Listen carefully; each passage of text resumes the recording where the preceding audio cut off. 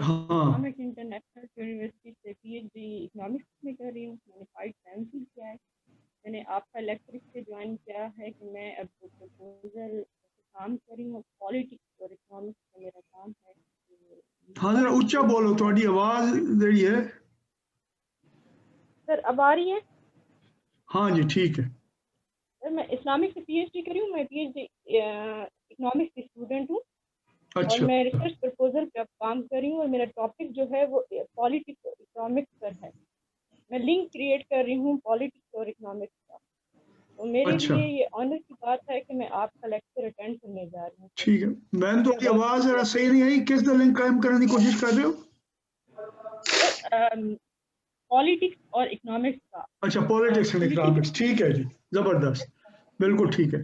हुण मेरी गुजारिश है, बिल्कुल सही है कि जिहड़ा है तुसी बाकी सब म्यूट कर लो, क्योंकि जिसले मैं बोलांगा और फिर अगर बाकी अनम्यूट होण ते आवाज़ तुहानूं सही नहीं आएगी। जिस वेले तुसी बोलना होए उस वेले अपने आप नूं अनम्यूट कर लेना।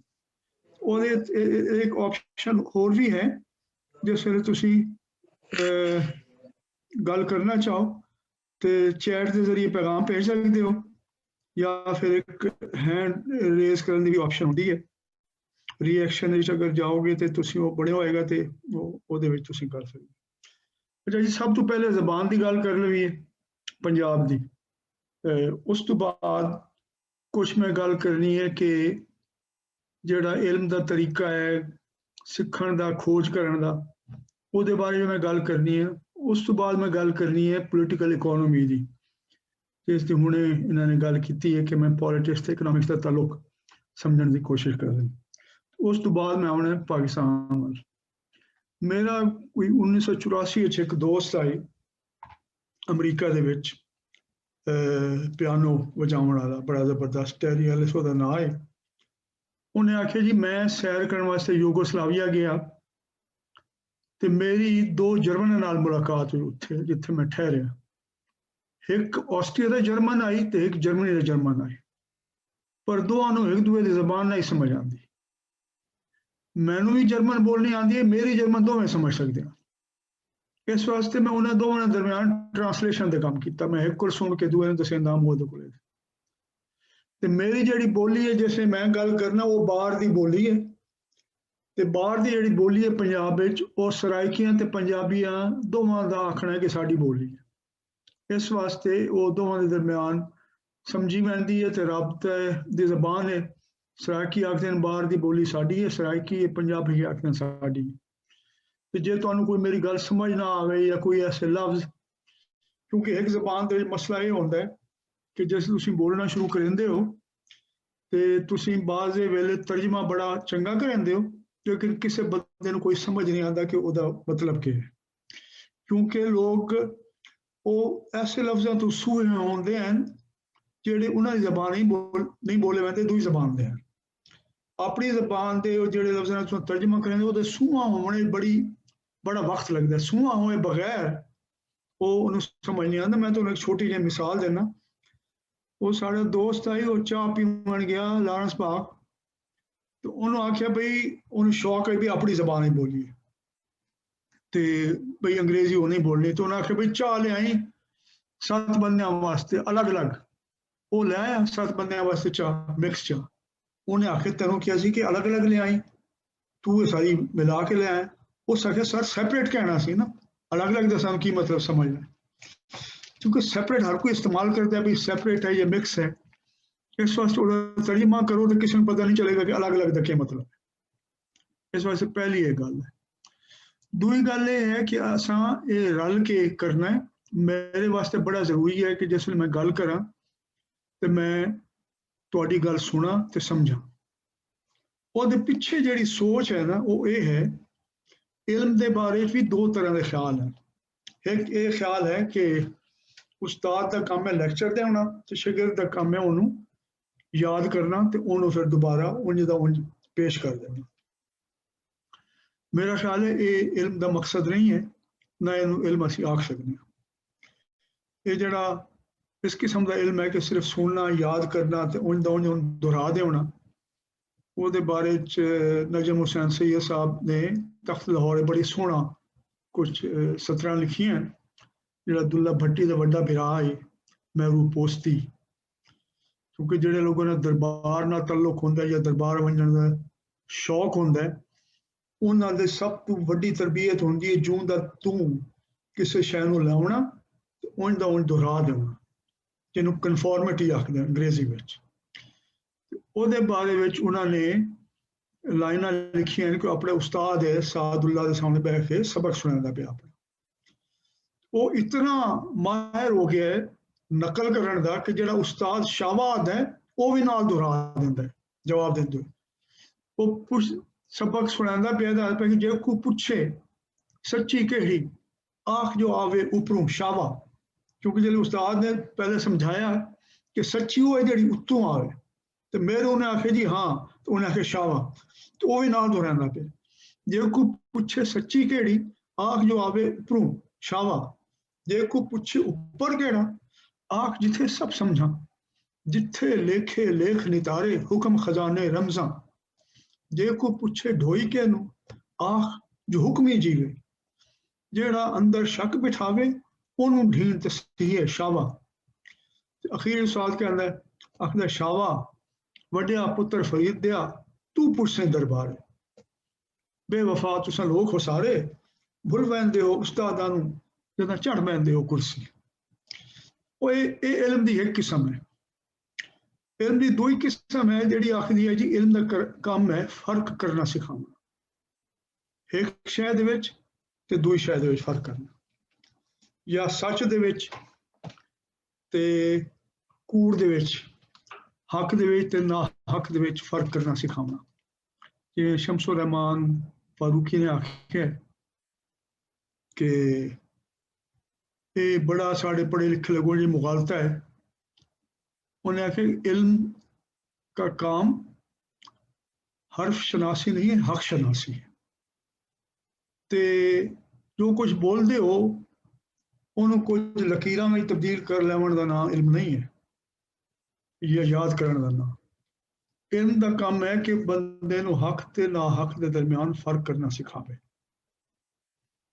ਹੁਣ ਜਿਹੜਾ ਅਸਾਂ ਇਲਮ ਯੂਨੀਵਰਸਿਟੀਆਂ ਪੜ੍ਹਨੇ ਆ ਮੁਖਤਲਿਫ ਮਜ਼ਮੂਨਾਂ ਵਿੱਚ ਕਲਾਸਾਂ ਦੇ ਵਿੱਚ, ਉਹਦੇ ਜ਼ੋਰ ਹੁੰਦਾ ਫਰਕ ਨੂੰ ਮਿਟਾਉਣ ਦਾ। ਜੇ ਕੋਈ ਬਾਲ ਸਵਾਲ ਕਰੇ ਉਸਤਾਦ ਤੋਂ, ਉਸਤਾਦ ਦੀ ਗੱਲ ਤੋਂ ਵੱਖਰੀ ਗੱਲ ਕਰੇ, ਉਹਦੀ ਗੱਲ ਨਾ ਮੰਨੇ ਤਾਂ ਉਹਨੂੰ ਚੰਗਾ ਪੜ੍ਹਿਆਰ ਜਾਂ ਤਾਲਿਬ ਨਹੀਂ ਸਮਝਿਆ ਜਾਂਦਾ। ਇਹ ਬੜੀ ਅਹਿਮ ਗੱਲ ਹੈ, ਕਿਉਂਕਿ ਜ਼ਾਹਿਰੀ ਤੌਰ ਤੇ ਸਾਇੰਸ ਨੇ ਜਿਤਨਾ ਕੰਮ ਕੀਤਾ ਹੈ ਨਾ, ਜਾਂ ਜਿਹੜਾ जदीद इल्म है अज के जमाने का, उन्हें सिर्फ ये किया है कि जो शायद तुहानूं ज़ाहिरी तौर पर नज़र आती पई है उसके पिछे क्या है।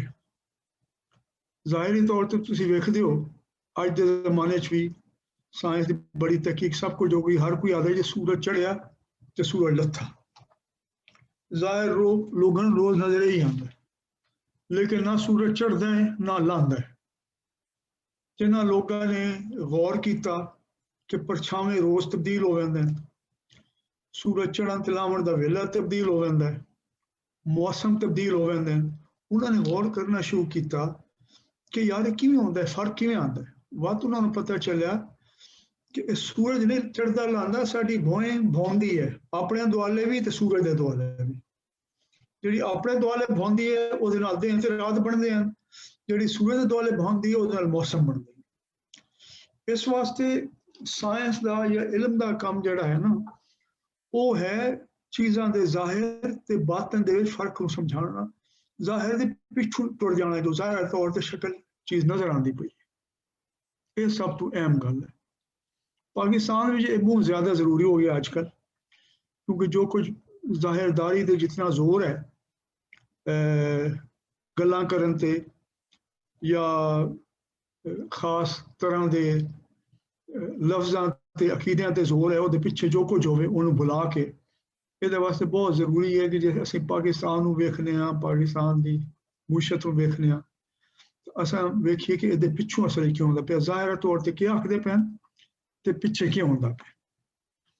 इस कोर्स का मकसद भी जिहड़ा है ना, वो ये तुहानूं समझाउणा है कि फर्क करना, ते फर्क करना इस वास्ते जरूरी है कि इकनॉमिक्स में खास तौर पर अगर थोड़ी बारीकी नहीं है चीज़ों को वेखण दी, फर्क करन दी, ਤੇ ਇਹ ਫੈਸਲਾ ਕਰਨ ਦੀ ਮੇਰੇ ਅੰਦਰ ਸਭ ਕੂਵਤ ਹੈ ਫਰਕ ਕਰਨ ਦੀ, ਕਿਉਂਕਿ ਜੇ ਤੱਕ ਜੋ ਕੁਝ ਮੈਂ ਵੇਖਣਾ, ਜੋ ਕੁਝ ਮੈਂ ਨਜ਼ਰ ਆਉਂਦਾ ਹੈ ਵੇਖਣ ਤੋਂ ਪਿੱਛੇ ਜਾ ਕੇ, ਜੇ ਤੱਕ ਕੋਈ ਪੱਕੀ ਦਲੀਲ ਮੈਨੂੰ ਨਾ ਮਿਲੇ ਉਸ ਤੋਂ ਹਟ ਕੇ, ਮੈਂ ਉਹਨੂੰ ਨਹੀਂ ਮੰਨਣਾ। ਇਹ ਤੁਹਾਨੂੰ ਪੱਕ ਆਪਣੇ ਅੰਦਰੋਂ ਹੋਣਾ ਚਾਹੀਦਾ ਕਿ ਇਹ ਮੈਂ ਕਰਨਾ। ਤੇ ਵਕਤ ਸਿੱਖਣ ਦੀ ਬੰਦੇ ਦੀ ਸਖਤ ਬੜੀ ਘੱਟ ਪੈਂਦੀ ਹੈ, ਸਿੱਖ ਨਹੀਂ ਸਕਦਾ। ਇਸ ਵਾਸਤੇ ਇਹ ਤੁਸੀਂ ਸਾਰੇ ਇਸ ਦੇ ਖਿਆਲ ਕਰਨਾ। ਮੈਂ ਇੱਕ ਦੋ ਗੱਲਾਂ ਹੁਣ ਇਕਨੋਮਿਕਸ ਦੇ ਬਾਰੇ ਕरेसा कि अगर तुम इस तरीके नाल शैवां नूं ना वेखसो, फर्क करना ना वेखसो, तो वत ये नज़ीर अकबर आबादी का एक शेर है उर्दू कि होशियार यार जानी ये दश्त है ठगों का, बस एक निगाह चूकी और माल दूसरों का। साइंस के इल्म दे नाल इतनी डंडियां मारियां गई पिछले 200-300 साल से, जिहड़ा नवा इल्म ਬਣਿਆ ਹੈ ਇਕਨੋਮਿਕਸ ਦੇ ਵਿੱਚ ਖਾਸ ਤੌਰ ਤੇ, ਉਹਨੂੰ ਬਰੀਕੀ ਨਾਲ ਅਗਰ ਤੁਸੀਂ ਨਾ ਵੇਖੋ ਤੇ ਤੁਸੀਂ ਉਹਨੂੰ ਸਮਝ ਨਹੀਂ ਸਕਦੇ ਕਿ ਕਿੱਥੇ ਡੰਡੀ ਮਾਰੀ ਪਈ ਹੈ, ਕਿੱਥੇ ਗੜਬੜ ਹੋਈ ਹੈ। ਇਹ ਸਭ ਤੋਂ ਅਹਿਮ ਚੀਜ਼ ਹੈ। ਉਸ ਦੇ ਵੱਲ ਮੈਂ ਆਉਣਾ ਪਹਿਲੇ, ਤੇ ਬਾਅਦ ਮੈਂ ਗੱਲ ਕਰਨਾ ਕਿ ਅਸੀਂ ਪੋਲੀਟੀਕਲ ਇਕਨੋਮੀ ਦੀ ਕਿਉਂ ਗੱਲ ਕਰਨੇ ਇਕਨੋਮਿਕਸ ਦੀ ਬਜਾਏ। ਸਿਆਸਤ ਦਾ ਤੇ ਮੂਸ਼ਤ ਦਾ, ਕਮਾਈ ਵਿਹਾਰ ਦਾ, ਰਾਜਨੀਤੀ ਦਾ ਕਮਾਈ ਵਿਹਾਰ ਦਾ ਆਪਸ ਕੀ ਤਾਲੁਕ ਹੈ। लेकिन मेरी ये गुजारिश है इस दरम्यान कि तुसां सवाल जरूर करने जिहड़ी गल ते तुहानूं इख्तलाफ होवे या समझ ना आवे या तुहानूं लगे कि तुहाडे कोई ज़हन इहदा मतलब नहीं बनदा पिया, ते ये बड़ी जरूरी गल्लां तुसीं इहदे नाल शामिल होना। ये उस्ताद शागिर्द दा उस तरह दा पुराना तल्लुक नहीं, असां रल के सिखना है। बहुत सारी चीज़ां तुसां वेखदे हो रोज़ दिहाड़े अपने ਜਿਹੜਾ ਤਜਰਬੇ ਦੇ ਵਿੱਚ, ਆਵਾਜਾਵੀ ਦੇ ਵਿੱਚ, ਮਿਲ ਮਿਲਾਤ ਦੇ ਵਿੱਚ, ਤੇ ਉਹਦੇ ਬਾਰੇ ਬੰਦੇ ਸਵਾਲ ਪੈਦਾ ਹੁੰਦਾ। ਹੁਣ ਅਸਾਂ ਆਉਂਦੇ ਹਾਂ ਇਹਦੇ ਵੱਲ ਕਿ ਇਕਨੋਮਿਕਸ ਤੇ ਪੋਲੀਟੀਕਲ ਇਕਨੋਮੀ। ਜਿਹੜੀ ਇਕਨੋਮਿਕਸ ਹੈ, ਜਿਹਨੂੰ ਅਸੀਂ ਕਨਵੈਨਸ਼ਨਲ ਇਕਨੋਮਿਕਸ ਆਖਦੇ ਹਾਂ ਜਾਂ ਇਨਕਲਾਬੀ ਲੋਕ ਉਹਨੂੰ ਬੁਰੀਵਾ ਇਕਨੋਮਿਕਸ ਆਖਦੇ ਹਨ, ਉਹਦੇ ਵਿੱਚ ਦੋ ਗੱਲਾਂ ਬੜੀਆਂ ਅਹਿਮ ਹੈ ਜਿਹਨੂੰ ਸਮਝਣਾ ਜ਼ਰੂਰੀ ਹੈ, ਤੇ ਜਿਨ੍ਹਾਂ ਦੇ ਉੱਤੇ ਜਿਨ੍ਹਾਂ ਨੂੰ ਇੱਕ ਤਨਕੀਦੀ ਤੌਰ ਤੇ ਵੇਖਣਾ ਬਹੁਤ ਜ਼ਰੂਰੀ ਹੈ ਸਾਡੇ ਵਾਸਤੇ ਸਹੀ ਸਮਝਣ ਵਾਸਤੇ।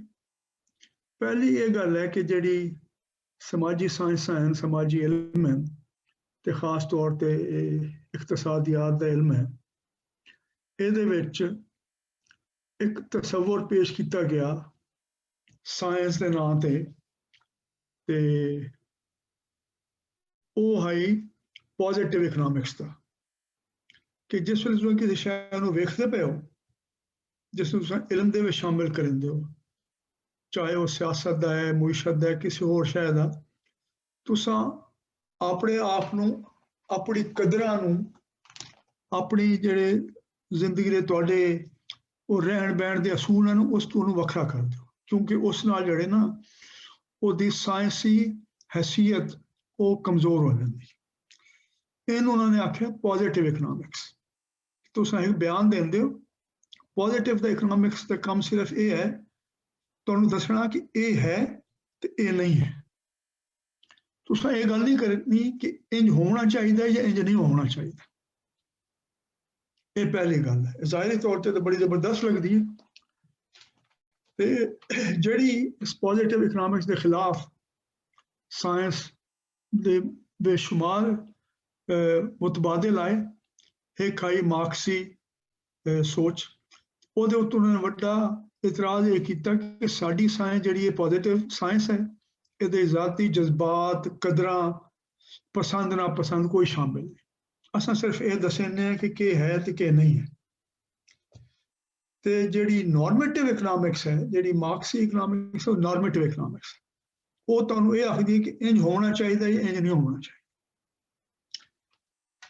ਅੱਛਾ, ਇਹਦੇ ਵਿੱਚ ਸਭ ਤੋਂ ਪਹਿਲੀ ਡੰਡੀ ਇਸ ਦੇ ਵਿੱਚ ਮਾਰੀ ਗਈ। ਜਿਹੜੀ ਨੋਰਮੇਟਿਵ ਇਕਨੋਮਿਕਸ ਹੈ ਸਰਮਾਇਆਦਾਰਾਂ ਦੀ, ਉਹਨੂੰ ਉਹਨਾਂ ਨੇ ਪੋਜ਼ਿਟਿਵ ਬਣਾ ਕੇ ਪੇਸ਼ ਕੀਤਾ। ਇਹ ਹੁਣ ਬੜਾ ਬਾਰੀਕ ਮਸਲਾ ਹੈ, ਪਹਿਲੇ ਮੈਂ ਤੁਹਾਡੀ ਤਵੱਜੋ ਇਸ ਵੱਲ ਲੈ ਕੇ ਆਉਣਾ ਚਾਹੁੰਦਾ। ਲੇਕਿਨ ਮੇਰੀ ਗੁਜ਼ਾਰਿਸ਼ ਉਹਦੇ ਬਾਵਜੂਦ ਹੈ ਕਿ ਤੁਸੀਂ ਖੁਦ ਬੋਲਣਾ ਵਿੱਚ ਗੱਲ ਕਰਨੀ ਹੈ, ਕੋਈ ਸਵਾਲ ਗਲਤ ਸਵਾਲ ਨਹੀਂ ਹੁੰਦਾ। ਇਹ ਤੇ ਡੰਡੀ ਉਹਨਾਂ ਨੇ ਇਹ ਮਾਰੀ ਕਿ ਜਿਤਨੀ ਪੋਜ਼ਿਟਿਵ ਇਕਨੋਮਿਕਸ ਹੈ, ਜਿਸ ਇੱਟ ਦੇ ਉੱਤੇ ਪੂਰੀ ਕੱਦ ਬਣੀ ਤੇ ਪੂਰਾ ਘਰ-ਬਾਰ ਬਣਿਆ ਸਭ ਕੁਝ, ਉਹ ਜਿਹੜੀ ਮੁੱਢਲੀ ਇੱਟ ਹੈ ਨਾ, ਉਹ ਇਹ ਹੈ ਕਿ more of a good is good. Good ਕਿਸੇ ਸ਼ੈ ਨੂੰ ਆਖਦੇ ਨੇ ਜਿਹੜੀ ਤੁਸੀਂ ਪੈਦਾ ਕੀਤੀ ਹੈ ਜਾਂ ਜਿਹੜੀ ਤੁਸੀਂ ਖਰਚ ਕੀਤੀ ਹੈ, ਕਿ ਜਿਤਨੀ ਜ਼ਿਆਦਾ ਤੋਂ ਜ਼ਿਆਦਾ ਕੋਈ ਸ਼ੈ ਤੁਹਾਡੇ ਕੋਲ ਹੋਏਗੀ ਉਤਨੀ ਜ਼ਿਆਦਾ ਤੋਂ ਜ਼ਿਆਦਾ ਤੁਸੀਂ ਬਿਹਤਰ ਹੋ। ਇਹ ਹੈ ਵੈਲਿਊ ਜਜਮੈਂਟ। ਇਹਦਾ ਇੱਕ ਖਾਸ ਅਖਲਾਕੀ ਕਦਰ, ਇੱਕ ਅਖਲਾਕੀ ਸੋਚ ਦੇ ਨਾਲ ਹੈ। ਉਹ ਸਾਰਾ ਜਿਹੜਾ ਇਲਮ ਹੈ ਇਸ ਵੈਲਿਊ ਜਜਮੈਂਟ ਤੇ ਬਣਿਆ। ਇਹ ਲਫ਼ਜ਼ ਦਾ ਇਸਤੇਮਾਲ ਕੀਤਾ ਗਿਆ more of a good is good, ਕਿਸੇ ਸ਼ੈ ਦਾ ਜ਼ਿਆਦਾ ਹੋਣਾ ਜ਼ਿਆਦਾ ਚੰਗਾ ਹੈ, ਲੇਕਿਨ ਅਸਲ ਵਿੱਚ ਇਹ ਨੋਰਮੇਟਿਵ ਬਿਆਨ ਹੈ ਕਿ ਤੁਸੀਂ ਆਖਦੇ ਹੋ ਕਿ ਚੰਗਿਆਈ ਇਸ ਦੇ ਵਿੱਚ ਹੈ ਕਿ ਤੁਹਾਡੇ ਕੋਲ ਜ਼ਿਆਦਾ ਤੋਂ ਜ਼ਿਆਦਾ ਹੋਣਾ ਚਾਹੀਦਾ। ਹੁਣ ਇਹ ਪਹਿਲੀ ਗੱਲ ਹੈ। ਲੇਕਿਨ ਹੁਣ ਇਹ ਖਿਆਲ ਪੈਦਾ ਹੋਇਆ ਕਿ ਇਹ ਤਾਂ ਠੀਕ ਹੈ ਜੀ, more of a good is good. ਅਸਾਂ ਇਕਨੋਮਿਕਸ ਕਿਉਂ ਪੜ੍ਹੀਏ? ਸਾਨੂੰ ਇਹਦਾ ਪਤਾ ਚੱਲ ਗਿਆ, ਹਰ ਬੰਦੇ ਨੂੰ ਪਤਾ ਹੈ, ਹਰ ਬੰਦੇ ਇਸ ਵਾਸਤੇ ਕੋਸ਼ਿਸ਼ ਕਰਨਾ ਪਿਆ। ਉਹਦੀ ਬੁਨਿਆਦ ਇਹ ਬਣਾਈ ਗਈ, ਇੱਕ ਮਫਰੂਜ਼ ਹੈ ਕਿ ਜ਼ਿਆਦਾ ਤੋਂ ਜ਼ਿਆਦਾ ਕੁਛ ਸ਼ੈ ਜਿਹੜੀ ਤੁਸੀਂ ਲੈਂਦੇ ਹੋ ਉਹ ਜ਼ਿਆਦਾ ਤੋਂ ਜ਼ਿਆਦਾ ਚੰਗੀ ਹੈ, ਚਾਹੇ ਇਕੱਲਾ ਬੰਦਾ ਹੋਵੇ ਜਾਂ ਪੂਰੀ ਵਸੂ ਹੋਵੇ ਉਹਦੇ ਵਾਸਤੇ। ਲੇਕਿਨ ਦੂਜੀ ਗੱਲ ਇਹ ਹੈ ਕਿ ਤੁਸੀਂ ਇਹਨੂੰ ਲੈਣ ਵਾਸਤੇ ਤੁਹਾਨੂੰ ਕੁਝ ਵਸੀਲੇ ਚਾਹੀਦੇ ਨੇ। ਜ਼ਮੀਨ ਚਾਹੀਦੀ ਹੈ, ਪਾਣੀ ਚਾਹੀਦਾ ਹੈ, ਖਾਮ ਮਾਲ ਚਾਹੀਦਾ ਹੈ, ਸਰਮਾਇਆ ਚਾਹੀਦਾ ਹੈ, ਔਜ਼ਾਰ ਚਾਹੀਦੇ ਨੇ। ਉਹ ਦੂਆ ਮਫਰੂਜ਼ਾ ਉਹਨਾਂ ਦਾ ਇਹ ਹੈ ਕਿ ਉਹਨਾਂ ਦੀ ਥੋੜ ਹੈ ਕਿ ਦੁਨੀਆ ਵਿੱਚ ਇਤਨੇ ਵਸੀਲੇ ਨਹੀਂ ਹਨ, ਜਾਂ ਇੱਕ ਬੰਦਾ ਜਿਹੜਾ ਕੰਮ ਕਰਨ ਵਾਲਾ ਹੈ ਖਾਨਦਾਨ, ਉਹ ਜਦੋਂ ਵੀ ਕਮਾਈ ਪੈਦਾਵਾਰ ਦੇ ਕੰਮ ਦੇ ਵਿੱਚ ਜਾਂਦੇ ਹਨ ਤੇ ਜਿਹੜੇ ਵਸੀਲੇ ਹਨ ਉਹ ਮਹਦੂਦ ਹਨ ਤੇ ਉਹਨਾਂ ਦੀ ਜਿਹੜੀ ਲੋੜਾਂ ਹਨ ਉਹ ਲਾ ਮਹਦੂਦ ਹਨ। ਇਸ ਵਜ੍ਹਾ ਤੋਂ ਜਿਹੜਾ ਮਸਲਾ ਪੈਦਾ ਹੁੰਦਾ ਹੈ ਉਹਨੂੰ ਆਖਦੇ ਨੇ ਇਕਨੋਮਿਕ ਪ੍ਰੋਬਲਮ। ਤੇ ਪੂਰੀ ਇਕਨੋਮਿਕਸ ਦਾ ਕੰਮ ਇਸ ਮਸਲੇ ਦਾ ਹੱਲ ਲੱਭਣਾ ਹੈ ਕਿ ਮਹਦੂਦ ਜਾਂ ਥੋੜੇ ਵਸੀਲਿਆਂ ਦੇ ਹੁੰਦੇ ਹੋਏ ਆਪਣੀ ਅਨਮੁੱਕ ਲੋੜਾਂ ਤੁਸੀਂ ਕਿਸ ਤਰ੍ਹਾਂ ਪੂਰੀਆਂ ਕਰਨੀਆਂ। ਤੇ ਉਹਦੇ ਉੱਤੇ ਉਹਨਾਂ ਨੇ ਸਾਰੀ ਬੁਨਿਆਦ ਬਣਾ ਦਿੱਤੀ ਕਿ ਜੇ ਤੁਸੀਂ ਪੈਦਾਵਾਰ ਕਰਨ ਵਾਲੇ ਹੋ ਤਾਂ ਤੁਹਾਡਾ ਕੰਮ ਹੈ ਕਿ ਤੁਸੀਂ ਮੁਸਲਸਲ ਮੁਨਾਫਾ ਪੈਦਾ ਕਰਦੇ ਰਹੋ, ਤਾਂ ਤੁਸੀਂ ਰੈਸ਼ਨਲ ਹੋ, ਅਕਲ ਤੋਂ ਕੰਮ ਲਵਾਉਣ ਵਾਲੇ ਹੋ। ਉਹ ਜਿਹੜੀ ਰੈਸ਼ਨੈਲਿਟੀ ਹੈ, ਜਿਹੜੀ ਅਕਲ ਹੈ, ਉਹ ਇਹ ਹੈ। ਤੇ ਜੇ ਤੁਸੀਂ ਖਰਚ ਕਰਨ ਵਾਲੇ ਹੋ, ਕੰਜ਼ਿਊਮਰ ਹੋ, ਤਾਂ ਤੁਹਾਡਾ ਕੰਮ ਹੈ ਕਿ ਤੁਸੀਂ ਲਾ ਮਹਦੂਦ ਖਰਚ ਕਰਦੇ ਰਹੋ। ਅੱਛਾ, ਜੇ ਸਾਰੇ ਬੰਦੇ ਇੰਜ ਕਰੇ ਸਨ ਤੇ ਜਿਹੜੀ ਪੈਦਾਵਾਰ ਹੋ ਸੀ ਉਹ ਉਹਦੇ ਬਾਰੇ ਆਖਦੇ greatest good of greatest number, ਉਹਦੇ ਸਭ ਤੋਂ ਵੱਡੀ ਤਾਦਾਦ ਨੂੰ ਸਭ ਤੋਂ ਜ਼ਿਆਦਾ ਖੁਸ਼ੀ ਉਹਦੇ ਜ਼ਰੀਏ ਮਿਲ ਸੀ। ਤੇ ਜੇ ਖਰਚ ਕਰਨ ਵਾਲੇ ਹੋ ਤੇ ਫਿਰ ਤੁਸੀਂ ਬੇਸ਼ੁਮਾਰ ਖਰਚ ਕਰਦੇ ਜਾਓ। ਉਹਦਾ ਨਤੀਜਾ ਇਹ ਹੁੰਦਾ ਰਿਹਾ ਪਿਛਲੇ 50-100 ਸਾਲ ਵਿੱਚ ਕਿ ਮਾਰਕੀਟ ਵਿੱਚ ਇਤਨੀ ਬਹੁਤਾਤ ਹੋ ਵੈਂਦੀ ਸ਼ੈਵਾਂ ਦੀ ਕਿ ਖੁਦ ਪੈਦਾ ਕਰਨ ਵਾਲੇ ਉਹ ਖਰੀਦ ਨਹੀਂ ਸਕਦੇ। 1929 ਦਾ ਸਭ ਤੋਂ ਵੱਡਾ ਡਿਪਰੈਸ਼ਨ ਇਸ ਵਜ੍ਹਾ ਤੋਂ ਆਇਆ ਕਿ ਇਤਨਾ ਕੁਝ ਪੈਦਾ ਹੋ ਗਿਆ ਤੇ ਇਤਨਾ ਘੱਟ ਮਿਲਿਆ ਕੰਮ ਕਰਨ ਵਾਲਿਆਂ ਨੂੰ ਉਜਰਤ ਦੀ ਸ਼ਕਲ ਵਿੱਚ, ਜਿਹਨਾਂ ਨੂੰ ਖਰੀਦਣ ਆਈ ਕਿ ਖਰੀਦਣ ਵਾਸਤੇ ਉਹਨਾਂ ਕੋਲ ਉਸ ਮਾਲ ਸਾਰੇ ਦੇ ਖਰੀਦਣ ਵਾਸਤੇ ਪੈਸੇ ਨਹੀਂ ਹਨ। ਸਾਦਾ ਲਫ਼ਜ਼ ਹੈ, ਇਸ ਵਾਸਤੇ ਸਾਰੇ ਕਾਰੋਬਾਰ ਠੱਪ ਹੋ ਗਏ, ਬੰਦ ਹੋ ਗਏ। ਤੇ ਹਰ ਥੋੜੇ ਅਰਸੇ ਬਾਅਦ ਇੰਜ ਹੁੰਦਾ ਰਹਿੰਦਾ, ਇੱਕ ਪਾਸੇ ਬਹੁਤਾਤ ਹੋਣਾ ਤੇ ਦੂਜੇ ਪਾਸੇ ਹੁਣ ਅਮਰੀਕਾ ਜਿਹੇ ਮੁਲਕਾਂ 'ਚ ਇਹ ਹੋ ਗਿਆ ਕਿ ਲੋਕ ਹੁਣ ਕ੍ਰੈਡਿਟ ਵੀ ਮਿਲਣਾ ਸ਼ੁਰੂ ਹੋ ਗਿਆ, ਇਤਨੀ ਚੀਜ਼ਾਂ ਖਰੀਦ ਲੈਂਦੇ ਹਨ, ਇਹਦੇ ਉੱਤੇ ਆਦਾਦ ਸ਼ੁਮਾਰ ਮੌਜੂਦ ਹਨ ਕਿ ਉਹਨਾਂ ਕੋਲ ਰੱਖਣ ਦੀ ਜਗ੍ਹਾ ਕੋਈ ਨਹੀਂ, ਆਪਣੇ ਕੋਲ ਕਿਰਾਏ ਦੀ ਜਗ੍ਹਾ ਲੈ ਕੇ ਉੱਥੇ ਚੀਜ਼ਾਂ ਸਟੋਰ ਕਰ ਲੈਂਦੇ ਵੱਡੀ ਤਾਦਾਦ ਦੇ ਵਿੱਚ। ਲੇਕਿਨ ਉਹ ਕੱਲੇ ਜਿਹੜੇ ਰੈਸ਼ਨਲ ਚੀਜ਼ ਨਜ਼ਰ ਆਉਂਦੀ ਹੈ ਉਹ ਸਾਰੇ ਇਕੱਠੇ ਹੋ ਕੇ ਉਹ ਇਰੈਸ਼ਨਲ ਬਣ ਜਾਂਦੀ ਉਹਦੇ ਨਤੀਜੇ। ਤੇ ਪਹਿਲੀ ਗੱਲ ਇਹ ਹੈ। ਤੇ ਇਹ ਇਸ ਵਾਸਤੇ ਫਰਕ ਕਰਨਾ ਸਿੱਖਣਾ ਤੇ ਉਹਦੇ ਉੱਤੇ ਗੌਰ ਕਰਨਾ ਜਿਹੜਾ ਹੈ ਇਸ ਸਭ ਵਾਸਤੇ ਜ਼ਰੂਰੀ ਹੈ ਕਿ ਜਿਹੜੀ ਇਸ ਤਰ੍ਹਾਂ ਡੰਡੀ ਮਾਰੀ ਪੈਂਦੀ ਹੈ ਇਲਮ ਦੇ ਮੈਦਾਨ ਵਿੱਚ ਉਸ ਤੇ ਨਜ਼ਰ ਰੱਖੋ ਤੇ ਉਹਨੂੰ ਵੇਖੋ ਜੀ ਇਹਦਾ ਜਵਾਬ ਇਹਦਾ ਤੋੜ ਕੀ ਹੈ ਇਹਨੂੰ ਅਸਾਂ ਵੱਖਰੇ ਤਰੀਕੇ ਨਾਲ ਕਿਵੇਂ ਵੇਖਣਾ। डॉक्टर साहब ਜੀ मेरा एक सवाल है ਦੱਸੋ। ये JD demand and supply curve है why this curve always slopes down, you know, is it a mathematical model, is it a scientific thing कि ये कोई सांसी बुनियादा थे ये जेड़ा मॉडल है या ये सोशल मॉडल है या ये किस बुनियाद ते always slopes down? ਅੱਛਾ ਉਹ ਇਸ ਤਰ੍ਹਾਂ ਹੈ ਅਸਲੇ ਡਿਮਾਂਡ ਤੇ ਸਪਲਾਈ ਦੋਵਾਂ ਨੂੰ ਵਿਖਾਇਆ ਜਾਂਦਾ ਕੀਮਤ ਦੇ ਹਿਸਾਬ ਨਾਲ। ਜੇ ਕੀਮਤ ਵੱਧਦੀ ਪਈ ਹੋਵੇ ਤੇ ਡਿਮਾਂਡ ਘਟਣਾ ਸ਼ੁਰੂ ਹੋ ਜਾਂਦੀ ਹੈ ਤੇ ਸਪਲਾਈ ਵਧਣਾ ਸ਼ੁਰੂ ਹੋ ਜਾਂਦੀ ਹੈ। ਤੇ ਉਹ ਜਿੱਥੇ ਡਿਮਾਂਡ ਤੇ ਸਪਲਾਈ ਮਿਲ ਜਾਂਦੇ ਹਨ ਉੱਥੇ ਉਹ ਆਖਦੇ ਜੀ ਇਹ ਕਲੀਅਰਿੰਗ ਪ੍ਰਾਈਸ ਹੈ। ਉਸ ਕੀਮਤ ਦੇ ਉੱਤੇ ਉਹ ਮੰਡੀ ਵਿੱਚ ਉਹ ਕੀਮਤ ਚੱਲ ਪੈਂਦੀ ਹੈ ਕਿਉਂਕਿ ਉਹਦੇ ਜੋ ਕੋਈ ਲੋਕ ਵੇਚਣਾ ਚਾਹੁੰਦੇ ਹਨ ਤੇ ਖਰੀਦਣਾ ਚਾਹੁੰਦੇ ਹਨ ਉਹ ਬਰਾਬਰ ਹੈ। ਠੀਕ ਹੈ। ਉਹ ਸਕੇਰਸਿਟੀ ਦਾ ਉਹਦੇ ਜਿਹੜੇ ਸਕੇਰਸਿਟੀ ਦੇ ਮਸਲੇ ਦਾ ਹੱਲ ਇਹ ਹੈ ਕਿ ਤੁਸਾਂ ਕੀਮਤਾਂ ਬਰਾਬਰ ਹੋ ਜਾਵਣ ਜਿਹੜਾ ਵੇਚਣ ਵਾਲਾ ਤੇ ਖਰੀਦਣ ਵਾਲਾ ਦੋਵੇਂ ਦੀ ਅਗਰ ਉਹ ਬਰਾਬਰ ਹੋ ਜਾਵਣ ਤੇ ਉਹ ਸਭ ਤੋਂ ਜ਼ਿਆਦਾ ਮੁਨਾਫਾ ਵੇਚਣ ਵਾਲੇ ਨੂੰ ਮਿਲਦਾ ਪਿਆ ਤੇ ਸਭ ਤੋਂ ਜ਼ਿਆਦਾ ਜਿਹੜਾ ਉਸਦਾ ਫਾਇਦਾ ਹੈ ਉਹ ਲਾਉਣ ਵਾਲੇ ਨੂੰ ਮਿਲਦਾ ਪਿਆ। ਹੁਣ ਮੈਂ ਇਸ ਵਾਲਾ ਨੇ ਜੋ ਬੜੀ ਅੱਛੀ ਗੱਲ ਕੀਤੀ ਕਿਉਂਕਿ ਸਾਰੀ ਜਿਹੜੀ ਹੈ ਪੂਰੀ ਇਮਾਰਤ ਜਿਹੜੀ ਖੜੀ ਹੋਈ ਹੈ ਇਹ ਕਨਵੈਨਸ਼ਨਲ ਜਾਂ ਬੁਰਜਵਾ ਇਕਨੋਮਿਕਸ ਦੀ ਉਹ ਇਸ ਗੱਲ ਦੇ ਉੱਤੇ ਹੈ ਕਿ ਸਕੇਰਸਿਟੀ ਦਾ ਮਸਲਾ ਹੈ ਉਹਨੂੰ ਹੱਲ ਕਰਨ ਵਾਸਤੇ। ਜੀ ਸ਼ੌਕਤ ਸਾਹਿਬ ਕੀ ਆਖਣਾ ਚਾਹੁੰਦੇ ਹੋ? ਸ਼ੌਕਤ ਤੁਹਾਡੀ ਆਵਾਜ਼ ਨਹੀਂ ਆ ਰਹੀ, ਅਨਮਿਊਟ ਕਰੋ। अस्सलाम वालेकुम जी वालेकुम सलाम। ਡਾਕਟਰ ਸਾਹਿਬ ਮੈਂ ਇਹ ਪੁੱਛਣਾ ਸੀ ਕਿ ਮੈਡਮ ਨੇ ਅੱਗੇ ਇੱਕ ਸਵਾਲ ਕੀਤਾ ਹੈ ਕਿ ਤੁਸੀਂ ਉਹਨੂੰ ਐਕਸਪਲੇਨ ਕੀਤਾ ਥੋੜਾ ਜਿਹਾ ਕਿ ਜਿਹੜੀ ਕੀਮਤ ਹੁੰਦੀ ਹੈ ਉਹ ਡਿਮਾਂਡ ਸਪਲਾਈ ਦੀ ਡਾਇਨਾਮਿਕਸ ਤੇ ਚੱਲ ਰਹੀ ਹੁੰਦੀ ਹੈ ਮਾਰਕੀਟ ਤੇ।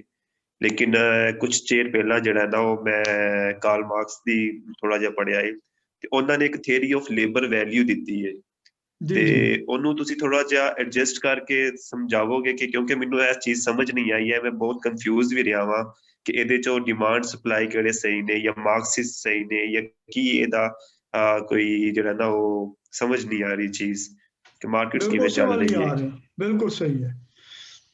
ਹੁਣ ਇਹਦੇ ਵਿੱਚ ਇਹ ਬੜੀ ਅੱਛੀ ਗੱਲ ਕੀਤੀ ਤੁਸੀਂ ਦੋਵਾਂ ਨੇ, ਮੈਂ ਉਸੇ ਵੱਲ ਆ ਰਿਹਾ ਤੇ ਇਹ ਤੁਸੀਂ ਨੁਕਤਾ ਗੌਰ ਕਰਨਾ।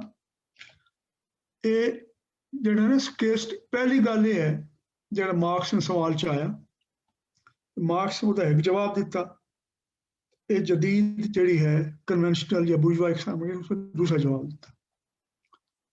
ਉਹ ਸਵਾਲ ਇਹ ਹੈ ਕਿ ਕਿਸੇ ਸ਼ੈ ਦੀ ਕਦਰ ਦਾ ਮਤਲਬ ਇਹ ਹੈ ਕਿ ਉਹਦੇ ਫਾਇਦੇਮੰਦ ਹੋਣ ਵਿੱਚ ਜੋ ਵਧਾ ਹੋਇਆ ਹੈ ਜਾਂ ਉਹਦੇ ਫਾਇਦੇ ਦੇ ਬਦਲੇ ਜੋ ਕੁਝ ਲੋਕ ਦੇਵਣ ਨੂੰ ਤਿਆਰ ਹਨ ਉਹਦੀ ਇਫਾਦੀਅਤ ਜਿਹੜਾ ਵਧਾ ਹੋਇਆ ਜਿਹੜੀ ਉਹਨੂੰ ਕਦਰ ਹੈ ਉਹ ਕਿਵੇਂ ਪੈਦਾ ਹੁੰਦੀ ਕਿਸੇ ਸ਼ੈ ਦੀ। ਅੱਛਾ ਬੁਰਜਵਾ ਇਕਨੋਮਿਕਸ ਕੋਲ ਕੋਈ ਜਵਾਬ ਨਹੀਂ ਹੈ ਇਸ ਗੱਲ ਦਾ ਕਦਰ ਦਾ। ਉਹਨਾਂ ਨੇ ਆਖਿਆ ਕਦਰ ਦੇ ਬਾਰੇ ਹੁਣ ਮਾਰਕਸ ਨੇ ਦਿਲਚਸਪ ਫਰਕ ਕੀਤਾ ਦੋ ਸ਼ੈਵਾਂ 'ਚ, ਇੱਕ ਹੁੰਦੀ ਯੂਜ਼ ਵੈਲਿਊ, ਇੱਕ ਹੁੰਦੀ ਐਕਸਚੇਂਜ ਵੈਲਿਊ। ਯੂਜ਼ ਵੈਲਿਊ ਦਾ ਮਤਲਬ ਹੈ ਕਿ ਕਿਸੇ ਚੀਜ਼ ਨੂੰ ਖਰਚ ਕਰਨ ਨਾਲ ਜਾਂ ਕਿਸੇ ਚੀਜ਼ ਨੂੰ ਵਰਤਣ ਦੇ ਨਾਲ ਉਹਦੇ ਨਾਲ ਤੁਹਾਡੀ ਲੋੜ ਕਿਤਨੀ ਹੱਦ ਤੱਕ ਪੂਰੀ ਹੁੰਦੀ ਹੈ, ਇਹ ਉਹਦੀ ਯੂਜ਼ ਵੈਲਿਊ। ਐਕਸਚੇਂਜ ਵੈਲਿਊ ਇਹ ਹੈ ਕਿ ਉਸ ਸ਼ੈ ਨੂੰ ਤੁਸੀਂ ਅਸਾਂ ਬਾਜ਼ਾਰ ਵਿੱਚ ਕੇ ਵੇਚਦੇ ਹੋ ਤੇ ਉਹਦੇ ਬਦਲੇ ਤੁਹਾਨੂੰ ਕੁਝ ਜੋ ਕੁਝ ਮਿਲਦਾ ਹੈ ਉਹ ਐਕਸਚੇਂਜ ਵੈਲਿਊ। ਠੀਕ। ਜਿਹੜੀ ਬੁਰਜਵਾ ਇਕਨੋਮਿਕਸ ਹੈ ਉਹਨਾਂ ਕੇ ਯੂਜ਼ ਵੈਲਿਊ ਜਿਹੜੀ ਹੈ ਉਹਦਾ ਕੋਈ ਤਾਲੁਕ ਨਹੀਂ, ਕੋਈ ਸ਼ੈ ਕਿਤਨੀ ਫਾਇਦਾਮੰਦ ਹੈ ਉਹਦਾ ਇਸ ਗੱਲ ਨਾਲ ਕੋਈ ਤਾਲੁਕ ਨਹੀਂ ਕਿ ਮੰਡੀ ਉਹਦਾ ਮੁੱਲ ਕੀ ਪੈਂਦਾ।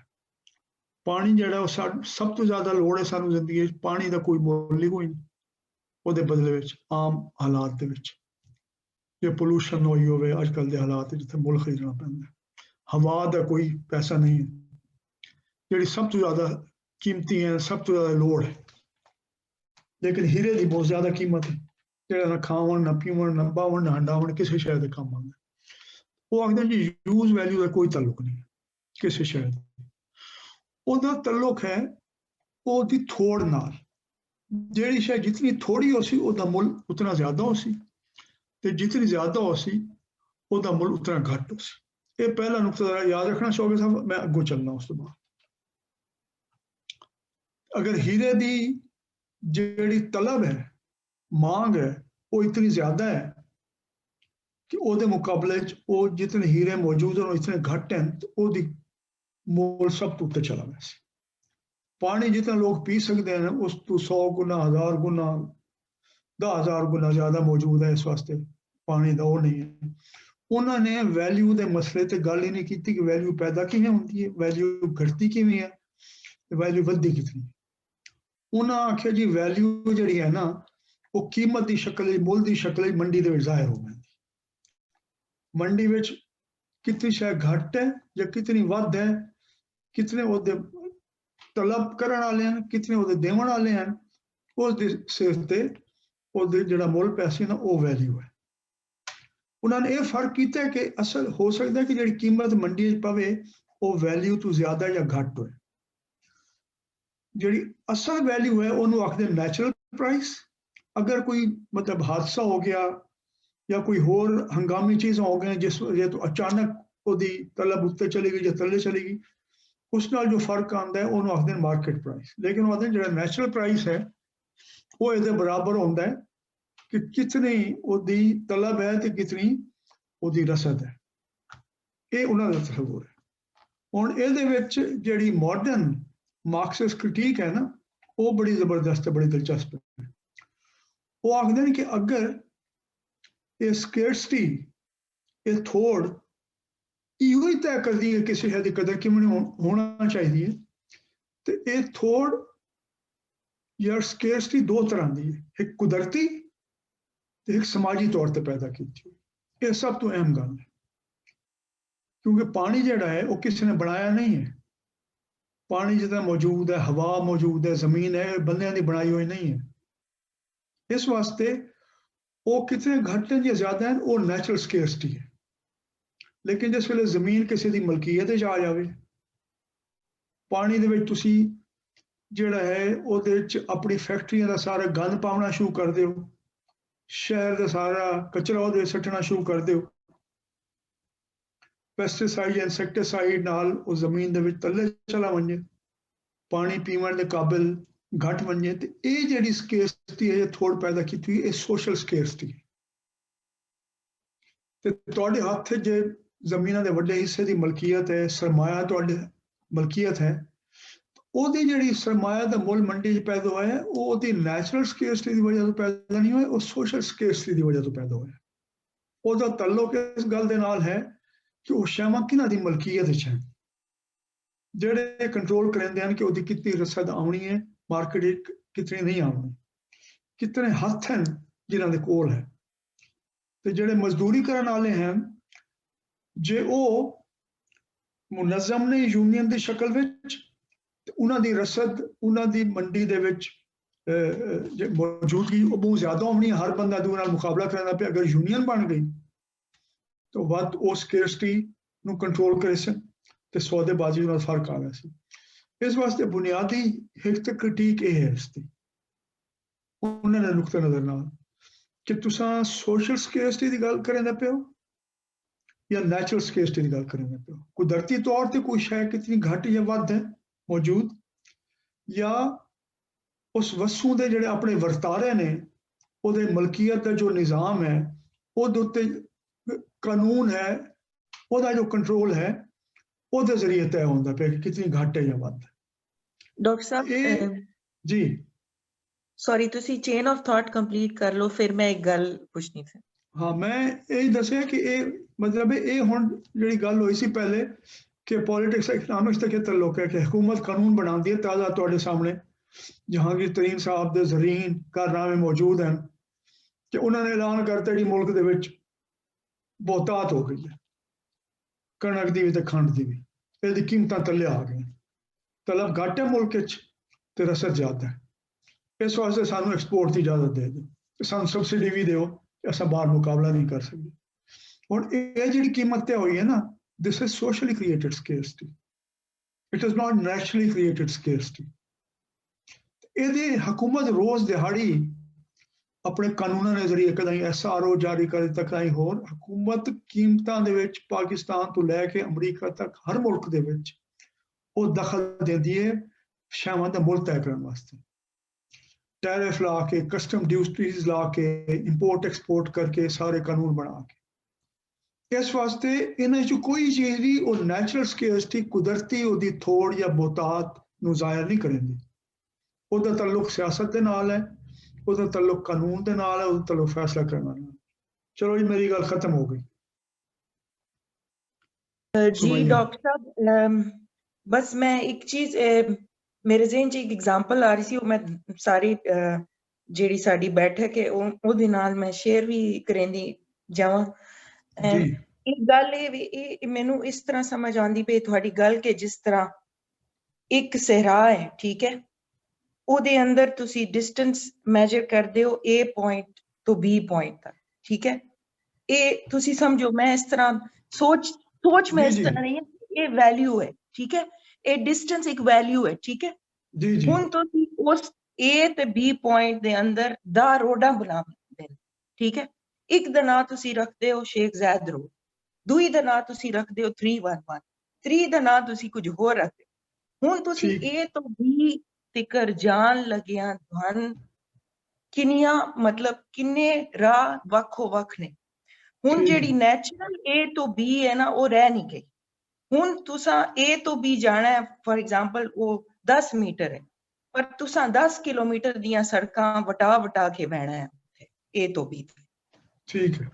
क्योंकि ये गवर्नमेंट दी इंटरवेंशन विच आ गई या हुकूमतां जेड़ी भी सोसाइटी दी इंटरवेंशन आ गई ते उन्हां तुहाडा जेड़ा वैल्यू है ना A टू B दा डिस्टेंस जेड़ा है वो वक कर दिता। पर इस नाल मेरा तुहाडे नाल एक सवाल जुड़दा है कि भाई ये जेड़ा कन्वेंशनल सप्लाई ते डिमांड कर्व है, ठीक है, ये ते इनू शो करदा है जेड़ी सड़कां बणियां ने ते ओदे उत्ते तो डिस्टेंस या वैल्यू मेजर करदा।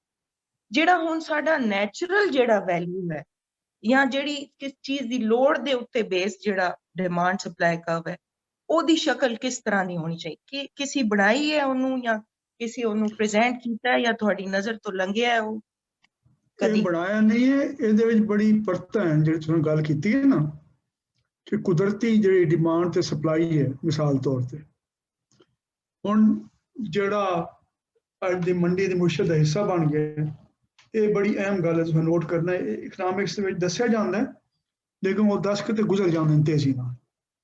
ਉਹ ਆਖਦੇ ਹਨ ਕਿ ਚੀਜ਼ ਕਿਸੇ ਸ਼ੈ ਦੀ ਡਿਮਾਂਡ ਤੇ ਸਪਲਾਈ ਦੀ ਗੱਲ ਕਰੇ ਨਾ ਪਿਓ, ਉਸ ਸ਼ੈ ਤੋਂ ਮੁਰਾਦ ਇਹ ਹੈ ਕਿ ਜਿਹੜਾ ਉਸ ਨੂੰ ਖਰੀਦਣ ਵਾਲਾ ਹੈ ਉਹਦੇ ਜ਼ਿਹਨ ਵਿੱਚ ਉਹਦਾ ਇਮੇਜ ਕੀ ਹੈ। ਉਹ ਸ਼ੈ अगर दही दी तुसां 100 किस्मां बना दित्तियां ना, इक्को दही है ओदी तुसां 100 प्रोडक्ट्स बना दित्तियां, उन्हें 100 दी अलग अलग डिमांड हो सी। एक तुसां केला पा दिता, दूसरे दे विच तुसां स्ट्रॉबेरी पा दित्ती, त्रीए तुसां सेब पा दिता, चौथे दे चॉकलेट पा दिता, किसी खंड पा दित्ती, किसी कोई पा दिता। इक्को शै नूं हुण इस तरह दी जिहड़ी लोड़ां बनाउण दा तरीका है, इसनूं असां आखदे आर्टिफिशियल डिमांड पैदा करना। वो एक सरमायादारी निज़ाम दा पक्का हिस्सा बन कि एक समाजी तौर ते एक चीज़ की थोड़ पैदा करना, लोगों के ज़हन ते असर पा के ओदे मार्केटिंग के जरिए, इश्तिहारबाजी के जरिए, ओदे बड़े नफसियाती हथकंडे भी इस्तेमाल होंदे हैं। एक बड़ी सोहनी उन्हें किताब लिखी है पुराने ज़माने वैंस पैकर्ड ने, द हिडन परसुएडर्स, कि बज़ाहिर तुस आखदे हो जी ये ਜਿਹੜਾ ਸਾਰਿਫ ਹੈ ਜਾਂ ਖਰਚ ਕਰਨ ਵਾਲਾ ਉਹਦਾ ਫੈਸਲਾ ਬੜਾ ਅਕਲ ਦਾ ਫੈਸਲਾ ਹੈ, ਕਿਉਂਕਿ ਉਸ ਤੋਂ ਜ਼ਿਆਦਾ ਬਿਹਤਰ ਕੋਈ ਨਹੀਂ ਜਾਣਦਾ ਉਹਦੇ ਹੱਕ 'ਚ ਕੀ ਹੈ। ਉਹ ਆਪਣੀ ਅਕਲ ਦੀ ਬੁਨਿਆਦ ਤੇ ਫੈਸਲਾ ਕਰਦਾ। ਲੇਕਿਨ ਇਹ ਚੀਜ਼ਾਂ ਖਰੀਦਵਾਉਣ ਦੇ ਫੈਸਲੇ ਇਹ ਇਰਰੈਸ਼ਨਲ ਜਾਂ ਸਬ ਰੈਸ਼ਨਲ ਤੌਰ ਤੇ ਕਰਵਾਏ ਜਾਂਦੇ ਹਨ। ਨਫਸਿਆਤੀ ਤੌਰ ਤੇ ਉਹਨੇ ਬੜੀ ਸੋਹਣੀ ਮਿਸਾਲ ਦਿੱਤੀ। ਉਹਨੇ ਆਖਿਆ ਕਿ ਮਿਸਾਲ ਤੌਰ ਤੇ ਲੋਕ ਕਾਰਾਂ ਖਰੀਦ ਕਰਨ ਆਉਂਦੇ ਆ ਤੇ ਉਹਦਾ ਇੱਕ ਦਿਲਚਸਪ ਦਲੀਲ ਇਹ ਆਈ ਕਿ ਜਿਹੜੀ ਅੱਜ ਕੱਲ੍ਹ ਦੀ ਮਾਰਕੀਟਿੰਗ ਹੈ ਇਹ ਲੋਕਾਂ 'ਚ ਤਲਬ ਚੀਜ਼ਾਂ ਦੀ ਇਸ ਵਾਸਤੇ ਇਸ ਤਰੀਕੇ ਨਾਲ ਪੈਦਾ ਕਰਦੀ ਹੈ ਕਿ ਜਿਹੜੀ ਸਬਲਿਮਿਨਲ ਸੈਕਸ਼ੂਅਲ ਅਰਜ ਹੁੰਦੀ ਹੈ ਉਹਦੇ ਨਾਲ ਚੀਜ਼ ਦਾ ਇਮੇਜ ਉਹ ਜੋੜ ਦਿੰਦੀ ਹੈ। ਮਿਸਾਲ ਤੇ ਉਹਨਾਂ ਆਖੀ ਕੋਕਾ ਕੋਲਾ ਦੀ ਬੋਤਲ ਜਿਹੜਾ ਹੈ ਉਹ ਪੁਰਾਣੇ ਤੁਸੀਂ ਵੇਖੋ ਉਹਦੀ ਸ਼ਕਲ ਬਿਲਕੁਲ ਹੋਈ ਹੈ ਜੋ ਔਰਤ ਦੀ ਹੁੰਦੀ ਹੈ। ਸਬਲਿਮਿਨਲੀ ਬੰਦੇ ਨੂੰ ਪਤਾ ਨਹੀਂ ਹੁੰਦਾ ਮੈਂ ਕਿਉਂ ਖਰੀਦਣ ਜਾ ਰਿਹਾ, ਲੇਕਿਨ ਉਹਦਾ ਇਮੇਜ ਇਹ ਹੈ ਉਹਦੇ ਵਾਸਤੇ ਛਿੱਕ ਪੈਦਾ ਹੋਈ। ਲੇਕਿਨ ਸਭ ਤੋਂ ਦਿਲਚਸਪ ਉਹਨੇ ਮਿਸਾਲ ਦਿੱਤੀ, ਉਹਨਾਂ ਨੇ ਜਿਵੇਂ ਕਾਰਾਂ ਹਨ, ਕਾਰਾਂ ਦੇ ਵੀ ਇਮੇਜ ਹੁੰਦੇ ਆ। ਜਿਹੜੀ ਪੱਕੀ ਪੀਡੀ ਕਾਰ ਹੈ ਜ਼ਿਆਦਾ ਅਰਸਾ ਜਿਹੜੇ ਚੱਲ ਸਕਦੀ ਹੈ, ਬੜੀ ਸਾਦਾ ਉਹਨੇ ਬਣਾਇਆ ਜਿਸ ਬੰਦੇ ਨੇ ਉਹਦੀ ਫੰਕਸ਼ਨਲ ਵੈਲਿਊ ਨੂੰ ਸਾਹਮਣੇ ਰੱਖ ਕੇ ਬਣਾਇਆ ਕਿ ਕਾਰ ਚੰਗੀ ਹੋਵੇ, ਜ਼ਿਆਦਾ ਅਰਸਾ ਚੱਲੇ, ਉਹ ਠੀਕ ਹੋਵੇ, ਕੋਈ ਟੱਕਰ ਸ਼ੱਕਰ ਉਹਦੇ ਨਾਲ ਬਚ ਪੰਜੇ। ਉਹਨੇ ਆਖਿਆ ਉਹਦਾ ਇਮੇਜ ਹੁੰਦਾ ਹਾਊਸ ਵਾਈਫ ਦਾ। ਜਿਸਲੇ ਮਾਰਕੀਟ ਲੈ ਕੇ ਗਏ ਤੇ ਉਹ ਉਹਨਾਂ ਕਾਰਾਂ ਦੀ ਕੋਈ ਜ਼ਿਆਦਾ ਵਿਕਰੀ ਨਹੀਂ ਹੋਈ ਤੇ ਉਹਨਾਂ ਨੂੰ ਮਹਿਸੂਸ ਹੋਇਆ ਕਿ ਕਾਰ ਦਾ ਜਿਹੜਾ ਇਮੇਜ ਹੈ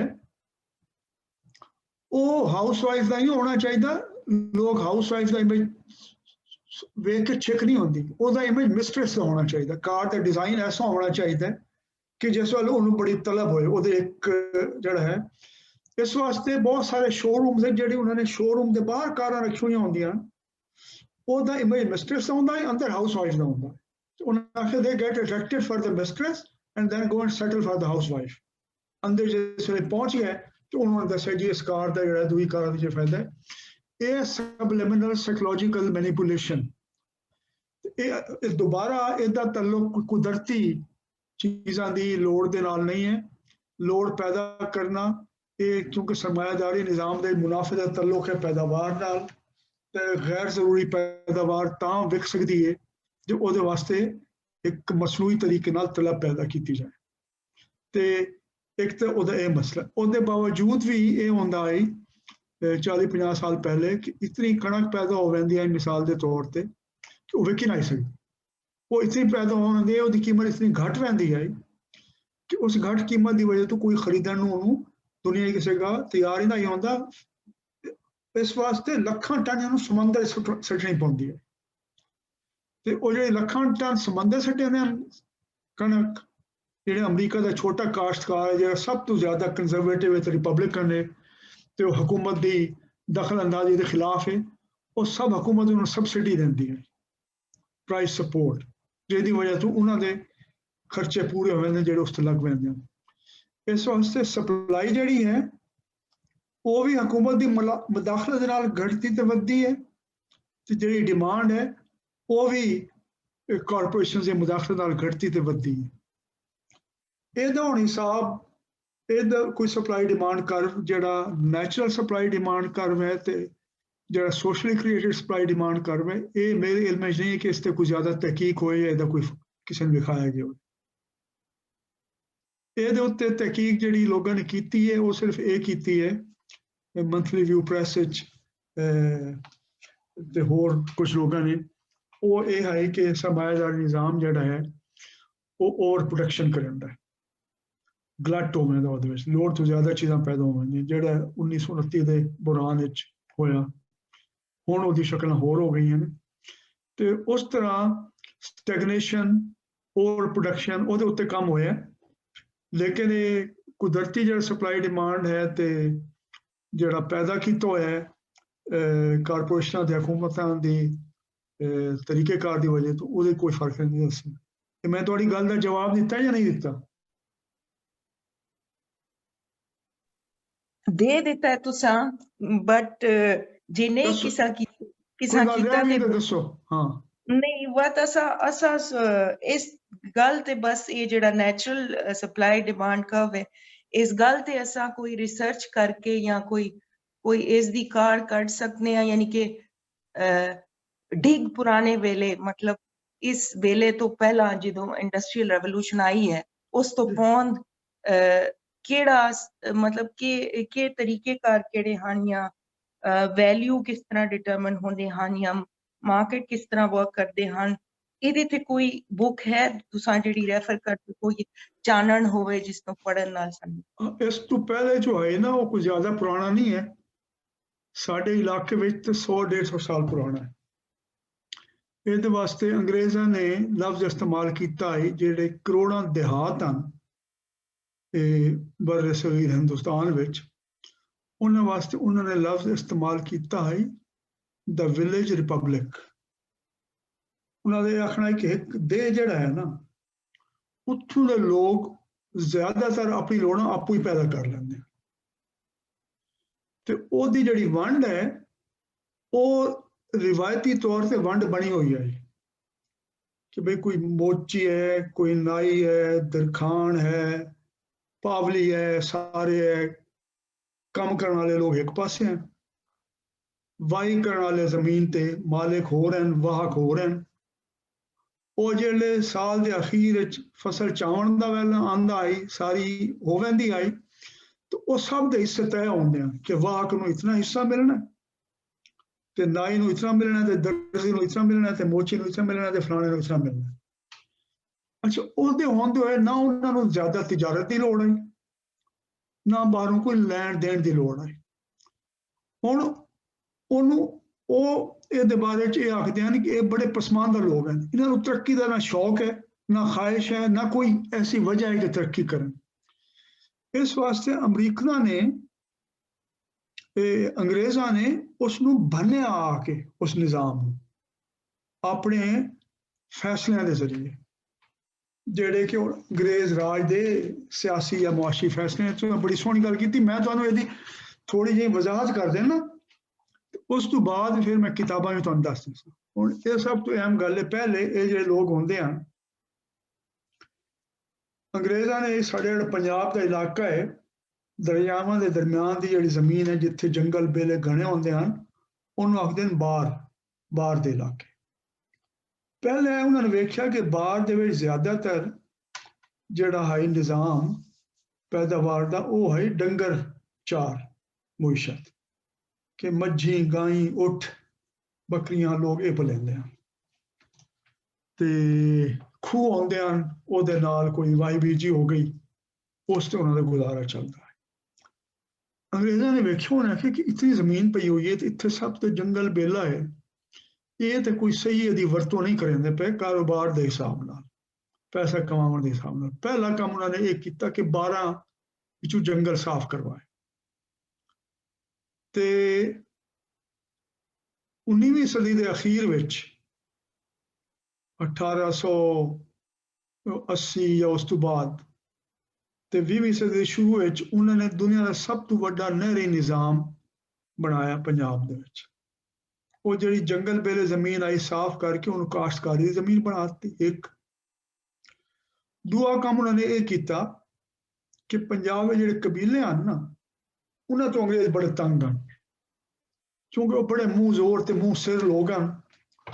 ਉਹਨਾਂ ਨੂੰ ਕਾਬੂ ਕਰਨਾ, ਛੋਟੇ ਮੋਟੇ ਉਹਨਾਂ ਦਾ ਟੈਕਸ ਨਾ ਦੇਣਾ ਜਾਂ ਥਾਣਿਆਂ ਤੇ ਵੰਝ ਕੇ ਹਮਲਾ ਕਰ ਦੇਣਾ ਜਾਂ ਇੱਕ ਪੁਰਾਣਾ ਨਿਜ਼ਾਮ ਹੈ ਕਿ ਡੱਗੇ ਖੋਲ ਕੇ ਲੈ ਆਓ ਜਾਣੀ ਇਹ ਉਹ ਅਮਰੀਕਨਾਂ ਕੋਲ ਉਹ ਅੰਗਰੇਜ਼ਾਂ ਕੋਲ ਹਕੂਮਤ ਦੇ ਵਾਸਤੇ ਸਭ ਤੋਂ ਜ਼ਿਆਦਾ ਲਾਅ ਐਂਡ ਆਰਡਰ ਨੂੰ ਕਾਇਮ ਰੱਖਣਾ ਬਹੁਤ ਵੱਡਾ ਮਸਲਾ ਹੈ।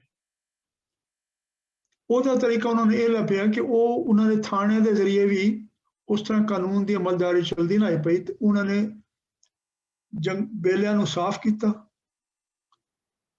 ਨਹਿਰਾਂ ਕੱਢੀਆਂ, ਜ਼ਮੀਨਾਂ ਦੇ ਆਬਾਦ ਹੋਣ ਦਾ ਸਿਲਸਿਲਾ ਬਣਾਇਆ ਤੇ ਵੱਡੇ ਵੱਡੇ 500 ਮੁਰੱਬੇ 1000 ਮੁਰੱਬੇ ਮੁਖਤਲਿਫ ਹੀਲੇ ਬਹਾਨੇ ਨਾਲ ਆਪਣੇ ਵਫਾਦਾਰ ਲੋਕਾਂ ਦੇ ਵਿੱਚ ਵੰਡ ਦਿੱਤੇ। ਉਹਦੇ ਨਾਲ ਇੱਕ ਤਾਂ ਪਹਿਲੀ ਦਫਾ ਮੰਡੀਆਂ 'ਚ ਵੇਚਣ ਵਾਸਤੇ ਕਾਸ਼ਤਕਾਰੀ ਸ਼ੁਰੂ ਹੋਈ, ਕਣਕ ਆਈ ਜਾਂ ਕਪਾਹ ਆਈ, ਜਿਹੜੇ ਮਕਾਮੀ ਲੋਕਾਂ ਦੀ ਲੋੜਾਂ ਤੋਂ ਬਹੁਤ ਵੱਧ ਆਈ ਪੈਦਾਵਾਰ। ਲੇਕਿਨ ਨਾਲ ਐਸਾ ਤਬਕਾ ਪੈਦਾ ਕਰ ਲਿਆ ਜਿਹੜਾ ਉਹਨਾਂ ਦਾ ਵਫਾਦਾਰ ਹੈ ਕਿ ਅੰਗਰੇਜ਼ ਸਰਕਾਰ ਦੀ ਵਜ੍ਹਾ ਸਾਨੂੰ ਇਹ ਜ਼ਮੀਨਾਂ ਮਿਲੀਆਂ। ਉਹਨਾਂ ਦਾ ਵਕਤ ਉਸ ਜ਼ਮਾਨੇ ਤੋਂ ਹੁਣ ਤੱਕ ਥਾਣੇ ਨਾਲ ਬੜਾ ਕਰੀਬੀ ਤਾਲੁਕ ਰਿਹਾ। ਥਾਣਾ ਪਰਚਾ ਹੀ ਦਰਜ ਨਹੀਂ ਕਰਿੰਦਾ ਜੇ ਤੱਕ ਕੋਈ ਮੋਤਬਰ ਨਾ ਹੋਵੇ, ਉਹ ਮੋਤਬਰ ਇਹਨਾਂ ਜ਼ਮੀਨਾਂ ਦੇ ਮਾਲਿਕ ਹੁੰਦੇ। ਉਹਨਾਂ ਦੇ ਜ਼ਮੀਨਾਂ ਦੀ ਜਿਹੜੀ ਰਈਅਤ ਹੈ ਜਿਹੜੀ ਰਹਿੰਦੀ ਆਈ ਉਹ ਉਹਨਾਂ ਦੇ ਨਾਂ ਨਾਲ ਪਛਾਣੀ ਜਾਂਦੀ ਹੈ। ਮਿਸਾਲ ਤੁਹਾਡੇ ਇੱਕ ਬੰਦਾ ਦੂਏ ਬੰਦੇ ਤੋਂ ਗਿਆ ਪੁੱਛਣਾ ਬਈ ਕੌਣ ਹੁੰਦਾ ਹੈ, ਪਹਿਲੀ ਉਹਦੀ ਉਹ ਆਦਾ ਜੀ ਮੈਂ ਫਲਾਣਾ ਹੋਣਾ ਫਲਾਣੀ ਕੌਮ ਦਾ ਹੋਣਾ, ਕਹਿੰਦਾ ਬੰਦਾ ਹੈ। ਦੂਆ ਸਵਾਲ ਹੁੰਦਾ ਕਹਿੰਦਾ ਬੰਦੇ ਦਾ ਮਤਲਬ ਇਹ ਕਿ ਤੇਰੇ ਇਲਾਕੇ ਦਾ ਵਡੇਰਾ ਜਾਗੀਰਦਾਰ ਸਰਦਾਰ ਕਿਹੜਾ ਹੈ। ਉਹ ਜਮਾਤ ਸਾਹਮਣੇ ਨੂੰ ਇਤਰਾਜ਼ ਹੁੰਦਾ ਹੈ ਕਿ ਲੋਕ ਅੱਲਾ ਦਾ ਬੰਦਾ ਨਹੀਂ ਆਦੇ, ਉਹ ਆਦਨ ਜੀ ਮੈਂ ਮਾਰ ਰੱਬ ਨਵਾਜ਼ ਹਰਾਜ ਦਾ ਬੰਦਾ। ਉਹ ਉਹਨਾਂ ਨੇ ਇੱਕ ਨਿਜ਼ਾਮ ਬਣਾਇਆ पहली गल ये है कि नहरां बनाईਆਂ, ਜ਼ਮੀਨਾਂ ਦੀ ਮਾਲਕੀ ਦਿੱਤੀ ਤੇ ਉਹਨਾਂ ਦੀ ਮੰਡੀ ਵਿੱਚ ਚੀਜ਼ਾਂ ਦੇ ਵੇਚਣ ਦਾ ਇੰਤਜ਼ਾਮ ਕੀਤਾ। ਇਹ ਪੁਰਾਣੀ ਜਿਹੜੀ ਆਈ ਖੁਦ ਕਫੀਲ ਮੁਇਸ਼ਤ ਜਾਂ ਵਸੋਂ ਤੋਂ ਸਰਮਾਇਆਦਾਰੀ ਵੱਲ ਪਹਿਲਾ ਕਦਮ ਉੱਥੇ ਸ਼ੁਰੂ ਹੋਇਆ ਤੇ ਮੰਡੀਆਂ ਬਣੀਆਂ, ਆੜਤੀ ਬਣੇ, ਮੰਡੀਆਂ ਮਾਲ ਆਉਣਾ ਸ਼ੁਰੂ ਹੋਇਆ। ਵੱਧ ਉਹਨਾਂ ਲੋੜ ਪਈ ਇੱਥੋਂ ਇਹਨੂੰ ਲੈ ਕੇ कराची की बंदरगाह तक उन्होंने रेलवे ट्रैक बनाए तो सड़क बनाई कि मंडी तो माल छोटे देहातों तो माल जड़ा है वो कस्बियां की मंडी तक पहुंचे, सड़क बनिया, कस्बियां तो वड्डे शहर पहुंचे, उतों GT रोड या ट्रेन के जरिए कराची पहुंचे। ये उन्होंने तरक्की की और तरक्की इस नुकते नजर आ रहा है। पहले उसने बनया खुद कफील वसों इस तरीके ना। ਹੁਣ ਜਿਹੜੇ ਉਹ ਜ਼ਿੰਮੇਦਾਰ ਹਨ, ਇਹ ਦਿਲਚਸਪ ਗੱਲ ਹੈ ਕਿ ਉਹ ਵੱਡੇ ਵੱਡੇ ਜ਼ਿੰਮੇਦਾਰ ਬਣ ਤੇ ਗਏ, ਲੇਕਿਨ ਜ਼ਿੰਮੇਦਾਰ ਦਾ ਕੰਮ ਤੇ ਸਰਦਾਰ ਦੀ ਚਾਕਰੀ ਆਈ, ਸਰਕਾਰ ਦਰਬਾਰ ਦੇ ਨੇੜੇ ਰਾਵਣ ਆਏ। ਦਰਬਾਰੀ ਨਿਜ਼ਾਮ ਵਿੱਚ ਤੁਹਾਡਾ ਜਿਹੜਾ ਡਿਪਟੀ ਕਮਿਸ਼ਨਰ ਹੈ ਜਾਂ ਗਵਰਨਰ ਹੈ ਜਾਂ ਵਾਇਸਰਾਏ ਹੈ ਜਾਂ ਪੁਰਾਣਾ ਬਾਦਸ਼ਾਹ ਹੁੰਦਾ ਹੈ, ਉਹਦੇ ਨੇੜੇ ਰਾਵਣਾ, ਉਹਦੇ ਕੰਨ ਦੇ ਵਿੱਚ ਖੁਸਰ ਪੁਸਰ ਕਰਨਾ ਇਹ ਬਹੁਤ ਜ਼ਰੂਰੀ ਹੈ, ਤਾਂ ਤੁਸੀਂ ਰਹਿ ਸਕਦੇ, ਕਿਉਂਕਿ ਉਹਦੇ ਜੋੜ ਤੋੜ ਤੇ ਸਾਜ਼ਿਸ਼ਾਂ ਬਹੁਤ ਹੁੰਦੀ। ਇਸ ਵਾਸਤੇ ਜਿਤਨੇ ਵੱਡੇ ਜ਼ਿਮੀਂਦਾਰ ਬਣਾਏ ਪੰਜਾਬ ਜਾਂ ਸਿੰਧ ਵਿੱਚ, ਉਹਨਾਂ ਨੂੰ ਸਾਰਿਆਂ ਨੂੰ ਰਹਿਣਾ ਪੈਂਦਾ ਹੈ ਸ਼ਹਿਰਾਂ ਦੇ ਵਿੱਚ, ਤਾਂ ਕਿ ਸਾਹਿਬ ਬਹਾਦਰ ਡਿਪਟੀ ਕਮਿਸ਼ਨਰ ਦੇ ਨੇੜੇ ਹੋਵੇ, ਉਹਦੇ ਨਾਲ ਮਿਲ ਮਿਲਾਏ ਤਾਂ ਉਹ ਉੱਠੀ ਹੋਣਾ ਮਾਣੋ। ਇਸ ਵਾਸਤੇ ਨਾ ਸਿਰਫ ਉਹਨਾਂ ਨੇ ਜ਼ਿਮੀਂਦਾਰ ਤਬਕਾ ਪੈਦਾ ਕੀਤਾ, ਬਲਕਿ ਐਬਸੈਂਟੀ ਜ਼ਿਮੀਂਦਾਰ ਪੈਦਾ ਕੀਤਾ, ਜਿਹੜਾ ਰਹਿੰਦਾ ਮਾਲਕ ਜ਼ਮੀਨਾਂ ਦਾ ਹੈ ਲੇਕਿਨ ਉਹਨੂੰ ਮੈਨੇਜ ਖੁਦ ਨਾ ਹੀ ਕਰੇਂਦਾ। ਉਹਦੇ ਵਾਸਤੇ ਉਹਨਾਂ ਨੇ ਮੁਨਸ਼ੀ ਰੱਖੇ ਹੁੰਦੇ ਹਨ, ਜਿਹੜੇ ਆਮ ਤੌਰ ਤੇ ਅਨਪੜ੍ਹ ਹੁੰਦੇ ਹਨ, ਕੁਝ ਨੂੰ ਤਜਰਬਾ ਹੁੰਦਾ ਹੈ ਜ਼ਮੀਨਾਂ ਦਾ ਨਹੀਂ ਹੁੰਦਾ ਤੇ ਉਹਨਾਂ ਨੂੰ ਕੋਈ ਉਂਝ ਮੈਨੇਜਮੈਂਟ ਦੇ ਨਵੇਂ ਅਸੂਲ ਦਾ ਨਹੀਂ ਪਤਾ, ਲੇਕਿਨ ਉਹਦਾ ਇਹ ਨਤੀਜਾ ਨਿਕਲਿਆ ਦੂਆ ਸ਼ਾਹ ਖਰਚ ਹੁੰਦੇ ਹਨ, ਕਿਉਂਕਿ ਆਪਣੀ ਸ਼ਾਹ ਖਰਚੀ, ਆਪਣਾ ਦਬਦਬਾ ਵਿਖਾ ਕੇ ਉਹ ਦਰਬਾਰ ਦੇ ਨੇੜੇ ਹੋਣ ਦਾ ਉਹਨਾਂ ਦਾ ਤਰੀਕਾ ਹੁੰਦਾ ਹੈ ਦੂਰਿਆਂ ਦੇ ਮੁਕਾਬਲੇ। ਇਸ ਵਾਸਤੇ ਕਰਜ਼ੇ ਬਹੁਤ ਲੈਂਦੇ ਹਨ ਬਨੀਆਂ ਕੋਲੋਂ, ਖਰਚੇ ਬਹੁਤ ਕਰਾਉਂਦੇ ਹਨ ਸ਼ਾਦੀਆਂ ਤੇ, ਦਾਵਤਾਂ ਤੇ, ਦੂਏ ਕੰਮਾਂ ਤੇ। ਉਹ ਜਿਸ ਵੇਲੇ ਸ਼ੁਰੂ ਹੋਇਆ ਤੇ ਇਹ ਅੰਗਰੇਜ਼ਾਂ ਨੂੰ ਡਰ ਪੈਦਾ ਹੋਇਆ ਕਿ ਇਹ ਤਾਂ ਜ਼ਮੀਨਾਂ ਸਾਰੀਆਂ ਇਹਨਾਂ ਦੀ ਵਿਕ ਵੈਸਣ ਤੇ ਜਿਨ੍ਹਾਂ ਨੂੰ ਬਣਾਇਆ ਸੋ ਖੁਦ ਖਤਮ ਹੋ ਵੈਸਣ। ਬਾਅਦ ਲੈਂਡ ਐਲੀਏਨੇਸ਼ਨ ਐਕਟ ਪਾਸ ਕਰਵਾਇਆ ਗਿਆ ਕਿ ਜਿਹੜੀ ਗੈਰ ਕਾਸ਼ਤਕਾਰ ਕੌਮ ਹੈ ਉਹ ਕਾਸ਼ਤਕਾਰ ਕੌਮ ਦੀ ਜ਼ਮੀਨ ਖਰੀਦ ਨਹੀਂ ਸਕਦੀ, ਉਹ ਆਪਣੇ ਨਾਂ ਨਹੀਂ ਕਰਵਾ ਸਕਦੀ, ਤਾਂ ਕਿ ਉਹ ਜਿਹੜੇ ਬੰਨੀਏ ਹਨ ਸਾਡੇ ਇੱਕ ਹੋਰ ਉਹਦੇ 'ਚ ਪਹਿਲੂ ਸ਼ਾਮਿਲ ਹੋ ਗਿਆ ਕਿ ਬੰਨੀਏ ਹਿੰਦੂ ਹਨ, ਜ਼ਮੀਨਾਂ ਦੇ ਮਾਲਿਕ ਜ਼ਿਆਦਾਤਰ ਮੁਸਲਮਾਨ ਹਨ।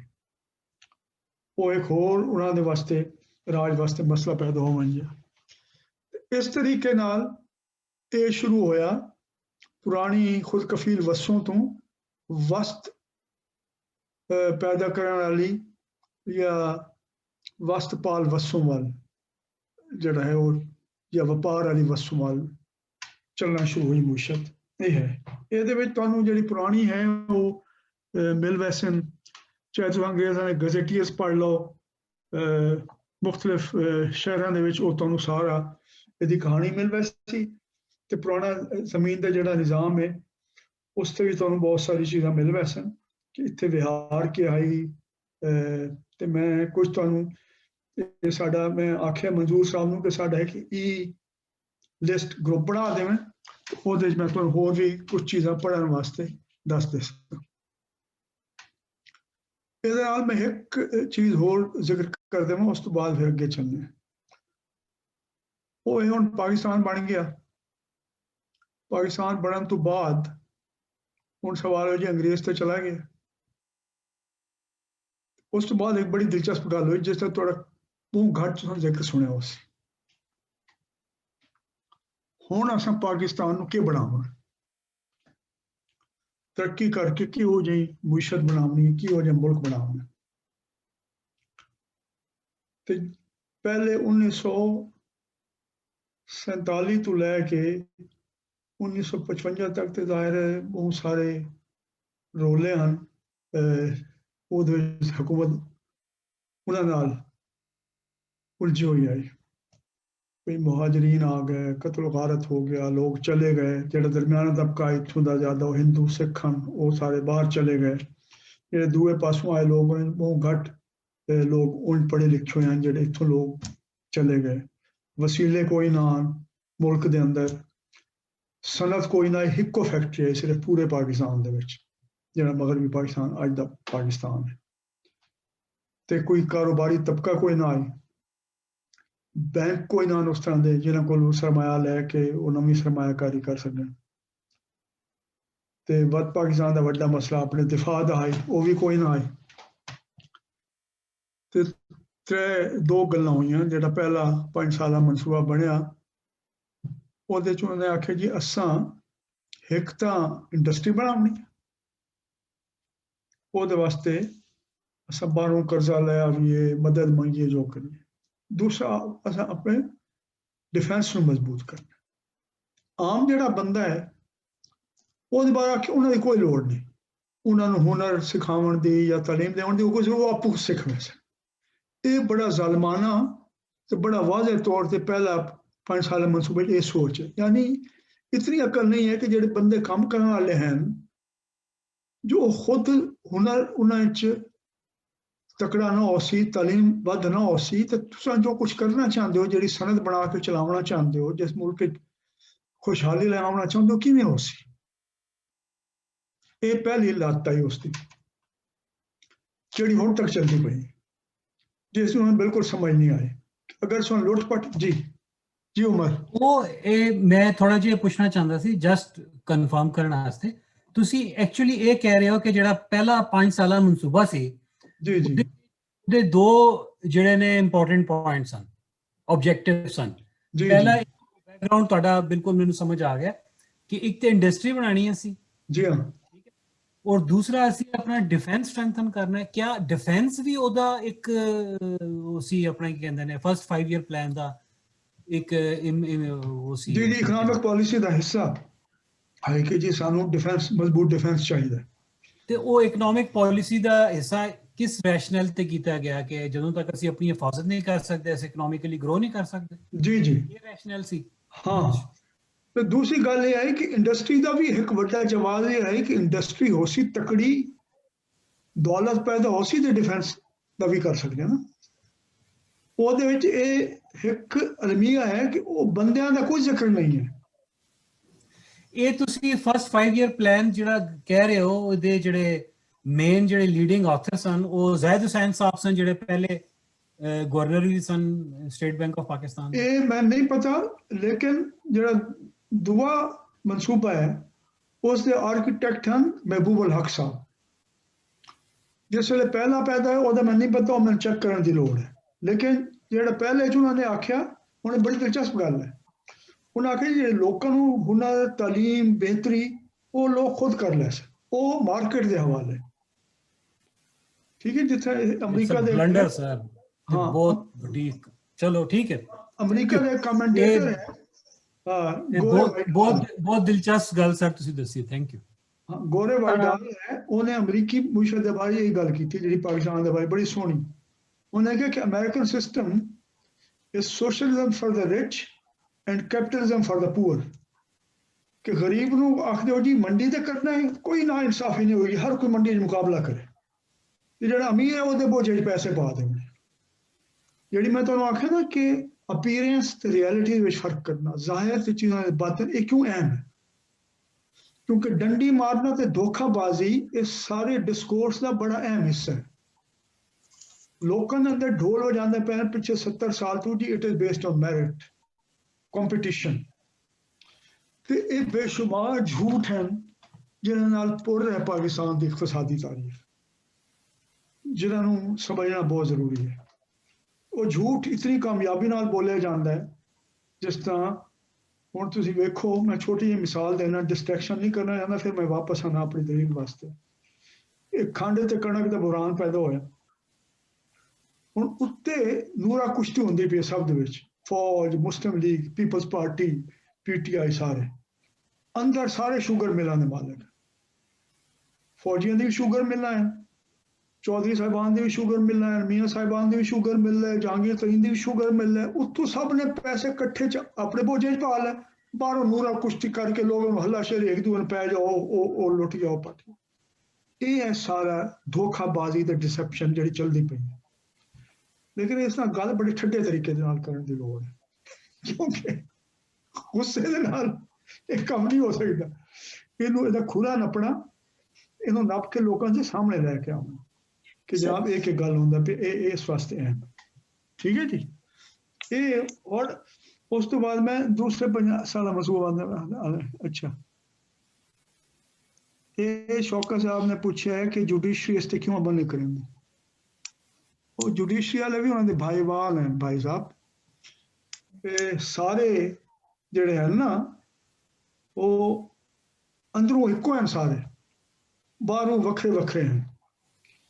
चाहे वो मौलवी है, चाहे वो काजी है, चाहे वो व्यापारी है, चाहे वो सियासतदान है, वो कम सारा इको ही करेंगे पे। अंदरों जड़ा है वो बाहरों बड़ा रोना धोना है कि वो जड़ा है ना जजाने बारे तो उर्दू रशे है कि खिलाफ शरा कभी शेख थूकता भी नहीं मगर अंधेरे उजाले में चूकता भी नहीं। वो जिथों दा लग लैंदा ना वो सारे ला लैंदे हैं, कोई जज होवे कोई होवे दूसरा होवे। हुण अस आने दूसरे 5 साल मनसूबे वाल जिथों असल मनसूबाबंदी दी शुरू हुई। ये इतनी दिलचस्प कहानी है पाकिस्तान की, अगर तुसी तारीख पढ़ो जिन्हों कहते हैं ना कि reality is more interesting then fiction, it is more captivating, it is more mind boggling. हुण तुसीं वेखो जी मनसूबा बन गया, महबूब हक साहब बेशक। हाँ जी, अगर ब्रेक लानी है दसो मैनू। उमर साकिब साहब कह रहे हैं कि 10 मिनट की ब्रेक ले लीए। सर जी मेरा हैं जी सर जी मेरा एक सवाल है, फिर तुसी ब्रेक सवाल सुन के चले जाना, बाद च जवाब दे देना। हाँ दसो जी। ये जेड़ा पहला मनसूबा 5 ईयर प्लान बनया, बहुत सारे लोकी ये कहंदे ने कि जेड़ी डिवीजन हुई जिस ते तुसी थोड़ा जिहा you have touched upon it, ओने साडी जेड़ी सन ऑफ द सॉइल या डॉटर तुसी ए कह सकदे हो कि जेड़े साडा जेड़ा सोशल फैब्रिक तल वतनी असली लफ्ज इस्तेमाल करने इंडिजिनस लोगों वास्ते जी सन एंड डॉटर दा मसला खत्म हो जाएगा। हाँ जी के आदे हो तुस के वर्ड यूज कीता? तल वतनी आखना जी, तल वतनी। ताल वतनी जेड़ी है जिन्हां दे पैरां दे तल विच वतन। हाँ जी, ताल वतनी जेड़ी है ओ इस गल दा ओदे नाल किन्ना लिंक है कि भाई उस बाद साडे जेड़े उधर दे बिरा इधर आ गए, मतलब लोकी इंसान आ गए जी जी। ओदा इंपैक्ट जेड़े हुक्मरान आई के वो लोकल लोग, मतलब इस ते भी थोड़ा लोकल ते नॉन लोकल ते भी रोशनी पाओ कि मैं बड़े लोकां दियां गल्लां सुनियां ने कि it had an impact. Later on you can touch the social fabric and how, क्योंकि मेरा दोवें गल्लां कर लैने आ। हुण होए 12:06 तुसां निकलना नहीं है मीटिंग विचों। बेशक तुसां अपना कैमरा ऑफ कर दियो ताकि डिसकंटिन्यू होवे। 12:16 ते असां दोबारा शुरू कर देसां। हुण 10 मिनट की ब्रेक है, ठीक है जी। बस 10 मिनट बाद दोबारा कर लो। शुक्रिया। तो कुछ तुहाडे ज़हन सवाल होवे तो सोच लेना, उस तो बाद करें।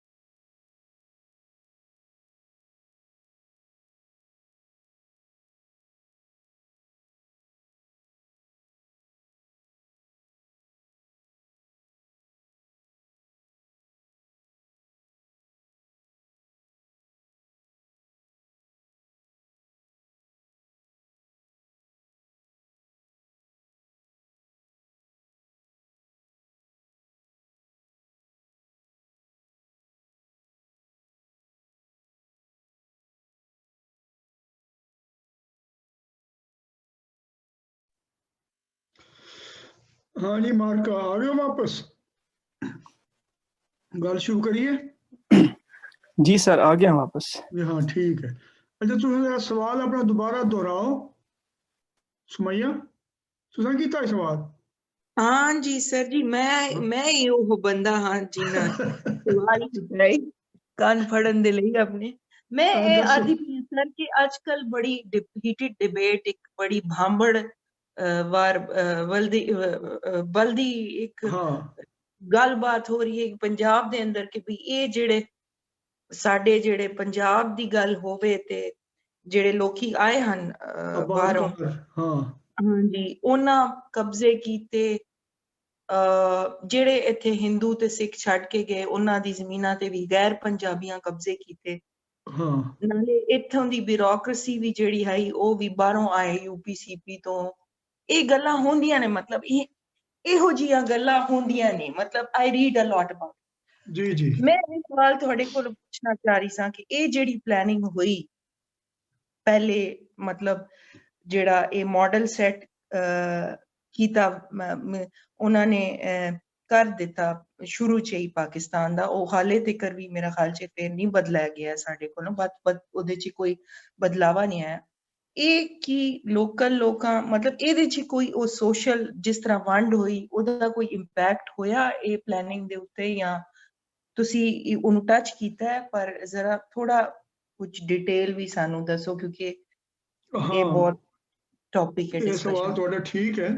असल में एक तो पाकिस्तान ਦਾ ਮਸਲਾ ਇਹ ਹੈ ਸੁਮਈਆ ਬੀਬੀ, ਸਾਡੇ ਅਕਸਰ ਜਿਹੜੇ ਸੋਚਣ ਵਾਲੇ ਤੇ ਲਿਖਣ ਵਾਲੇ ਹਨ ਉਹ ਸਾਨੂੰ ਸ਼ਾਰਟਕਟ ਦੀ ਤਲਾਸ਼ ਹੁੰਦੀ ਹਰ ਕਿਸੇ ਨੂੰ, ਜਿਹੜੇ ਭਿੜਦੇ ਪੈਣ ਨਿਜ਼ਾਮ ਨਾਲ ਤੇ ਜਿਹੜੇ ਚਲਾਉਂਦੇ ਪੈਣ ਦੋਹਾਂ ਪਾਸੇ। ਉਹ ਸ਼ਾਰਟਕਟ ਦਾ ਆਸਾਨ ਤਰੀਕਾ ਹੁੰਦਾ ਕਿਸੇ ਦੇ ਮੁੱਦਾ ਪਾ ਦਿਓ ਹਰ ਸ਼ਾਇਦ, ਜੇ ਫਲਾਣੇ ਦੀ ਵਜ੍ਹਾ ਤੋਂ ਹੋਇਆ, ਫਲਾਣੇ ਦੀ ਵਜ੍ਹਾ ਤੋਂ ਹੋਇਆ।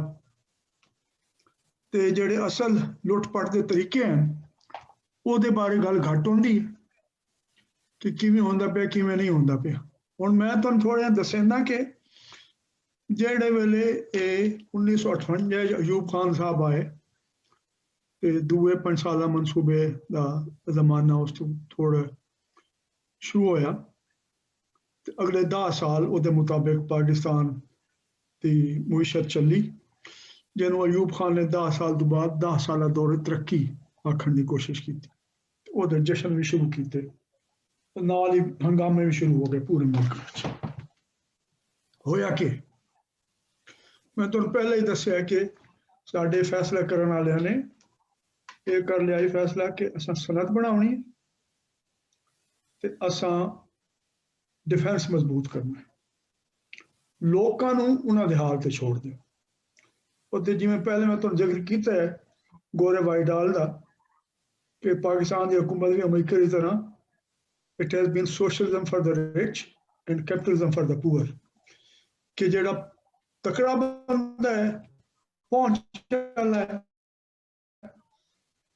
ਉਹਨੂੰ ਜ਼ਮੀਨ ਦੇਣੀ ਹੈ, ਜਿਸ ਤਰ੍ਹਾਂ ਜਰਨੈਲ ਖਿਦਮਾਤ ਦੇ ਤੌਰ ਤੇ ਉਹਨਾਂ ਨੂੰ ਕਰਜ਼ੇ ਦੇਣੇ ਹਨ ਬੈਂਕ ਦੇ ਸਸਤੇ, ਬਿਲਕੁਲ ਨਾ ਹੋਣ ਦੇ ਬਰਾਬਰ ਸੂਦ, ਕਰਜ਼ੇ ਮਾਫ ਕਰਨੇ ਹਨ, ਲਾਇਸੈਂਸ ਦੇਣੇ ਹਨ, ਇੰਪੋਰਟ ਐਕਸਪੋਰਟ ਦੇ ਪਰਮਿਟ ਦੇਣਾ ਹੈ। ਉਹ ਸਾਰੀ ਹਕੂਮਤ ਦੀ ਇਮਦਾਦ ਉਹ ਵੱਡੇ ਬੰਦੇ ਨੂੰ ਮਿਲਣੀ ਹੈ, ਬਾਅਦ ਨੂੰ ਗਰੀਬ ਆਦਮੀ ਨੂੰ ਆਖਣਾ ਹੈ ਕਿ ਬਈ ਤੂੰ ਤਾਲੀਮ ਦਾ ਆਪਣਾ ਖੁਦ ਬੰਦੋਬਸਤ ਕਰ, ਨਹੀਂ ਹੁੰਦਾ ਤਾਂ ਕੋਈ ਨਹੀਂ, ਜੋ ਮਾਂ ਪਿਓ ਦੇ ਜ਼ਮਾਨੇ ਤੋਂ ਕੰਮ ਕਰਿੰਦੇ ਨੇ ਉਹ ਕਰਿੰਦੇ ਰਹੋ, ਜਾਂ ਵਣ ਕੇ ਦਿਹਾੜੀਦਾਰ ਮਜ਼ਦੂਰ ਹੋਣ की ਥਾਂ ਤੇ ਉਹ ਕੰਮ ਕਰ। ਇਲਾਜ ਕਰਾਉਣਾ ਹੈ, ਇਲਾਜ ਅਗਰ ਨਹੀਂ ਹੁੰਦਾ ਕੋਈ ਲੋੜ ਨਹੀਂ, ਦਮ ਦਰੂਦ ਕਰਨ ਵਾਲੇ ਮੌਜੂਦ ਹਨ, ਉਹਨਾਂ ਕੋਲ ਚਲੇ ਜਾਓ।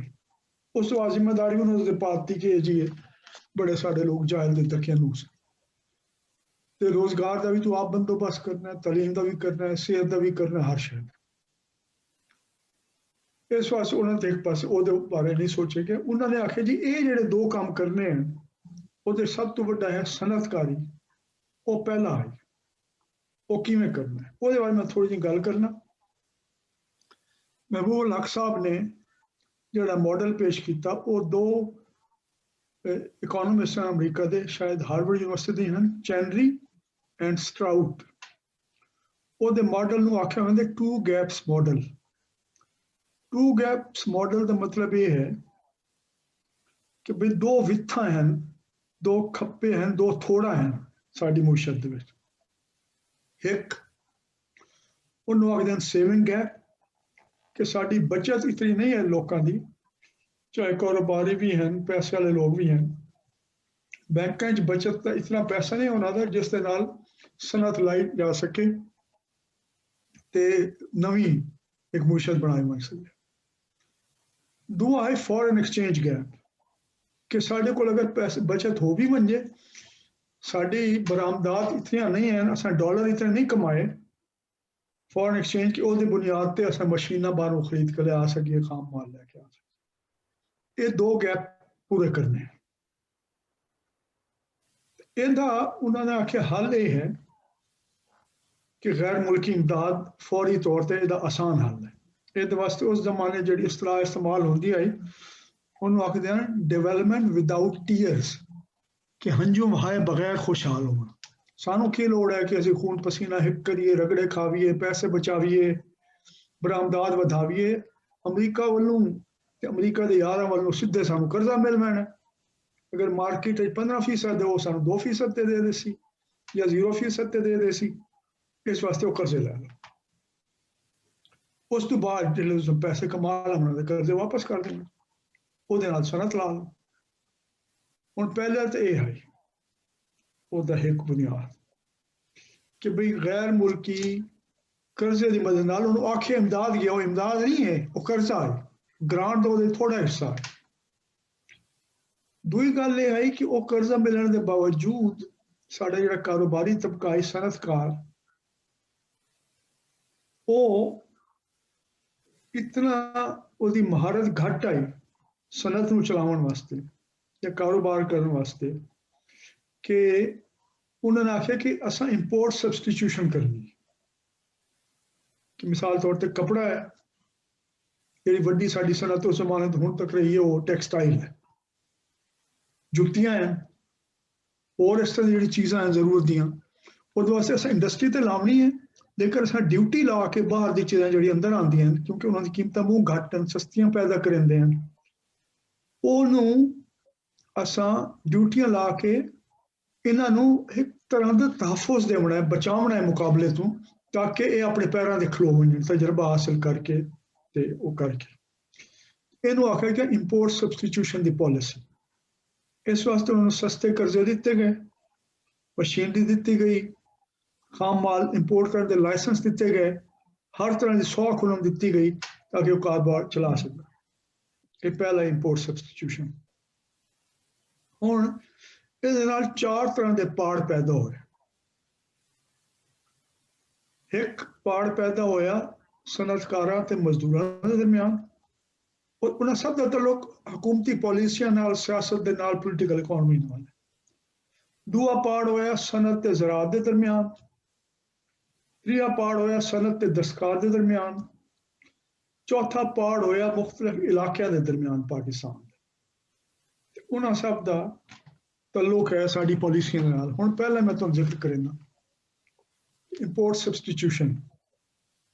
इंपोर्ट सबस्टिट्यूशन है जी सानू जिहड़ा असां पैसा खर्च करने बाहरों चीज़ां जिहड़ियां आंदियां उन्होंने खरीदण ते, इंपोर्ट सबस्टिट्यूशन नाल सानू वो ना करना पवे, असां अपनी पैदा कीती हुई चीज़ां खर्च करे साएं।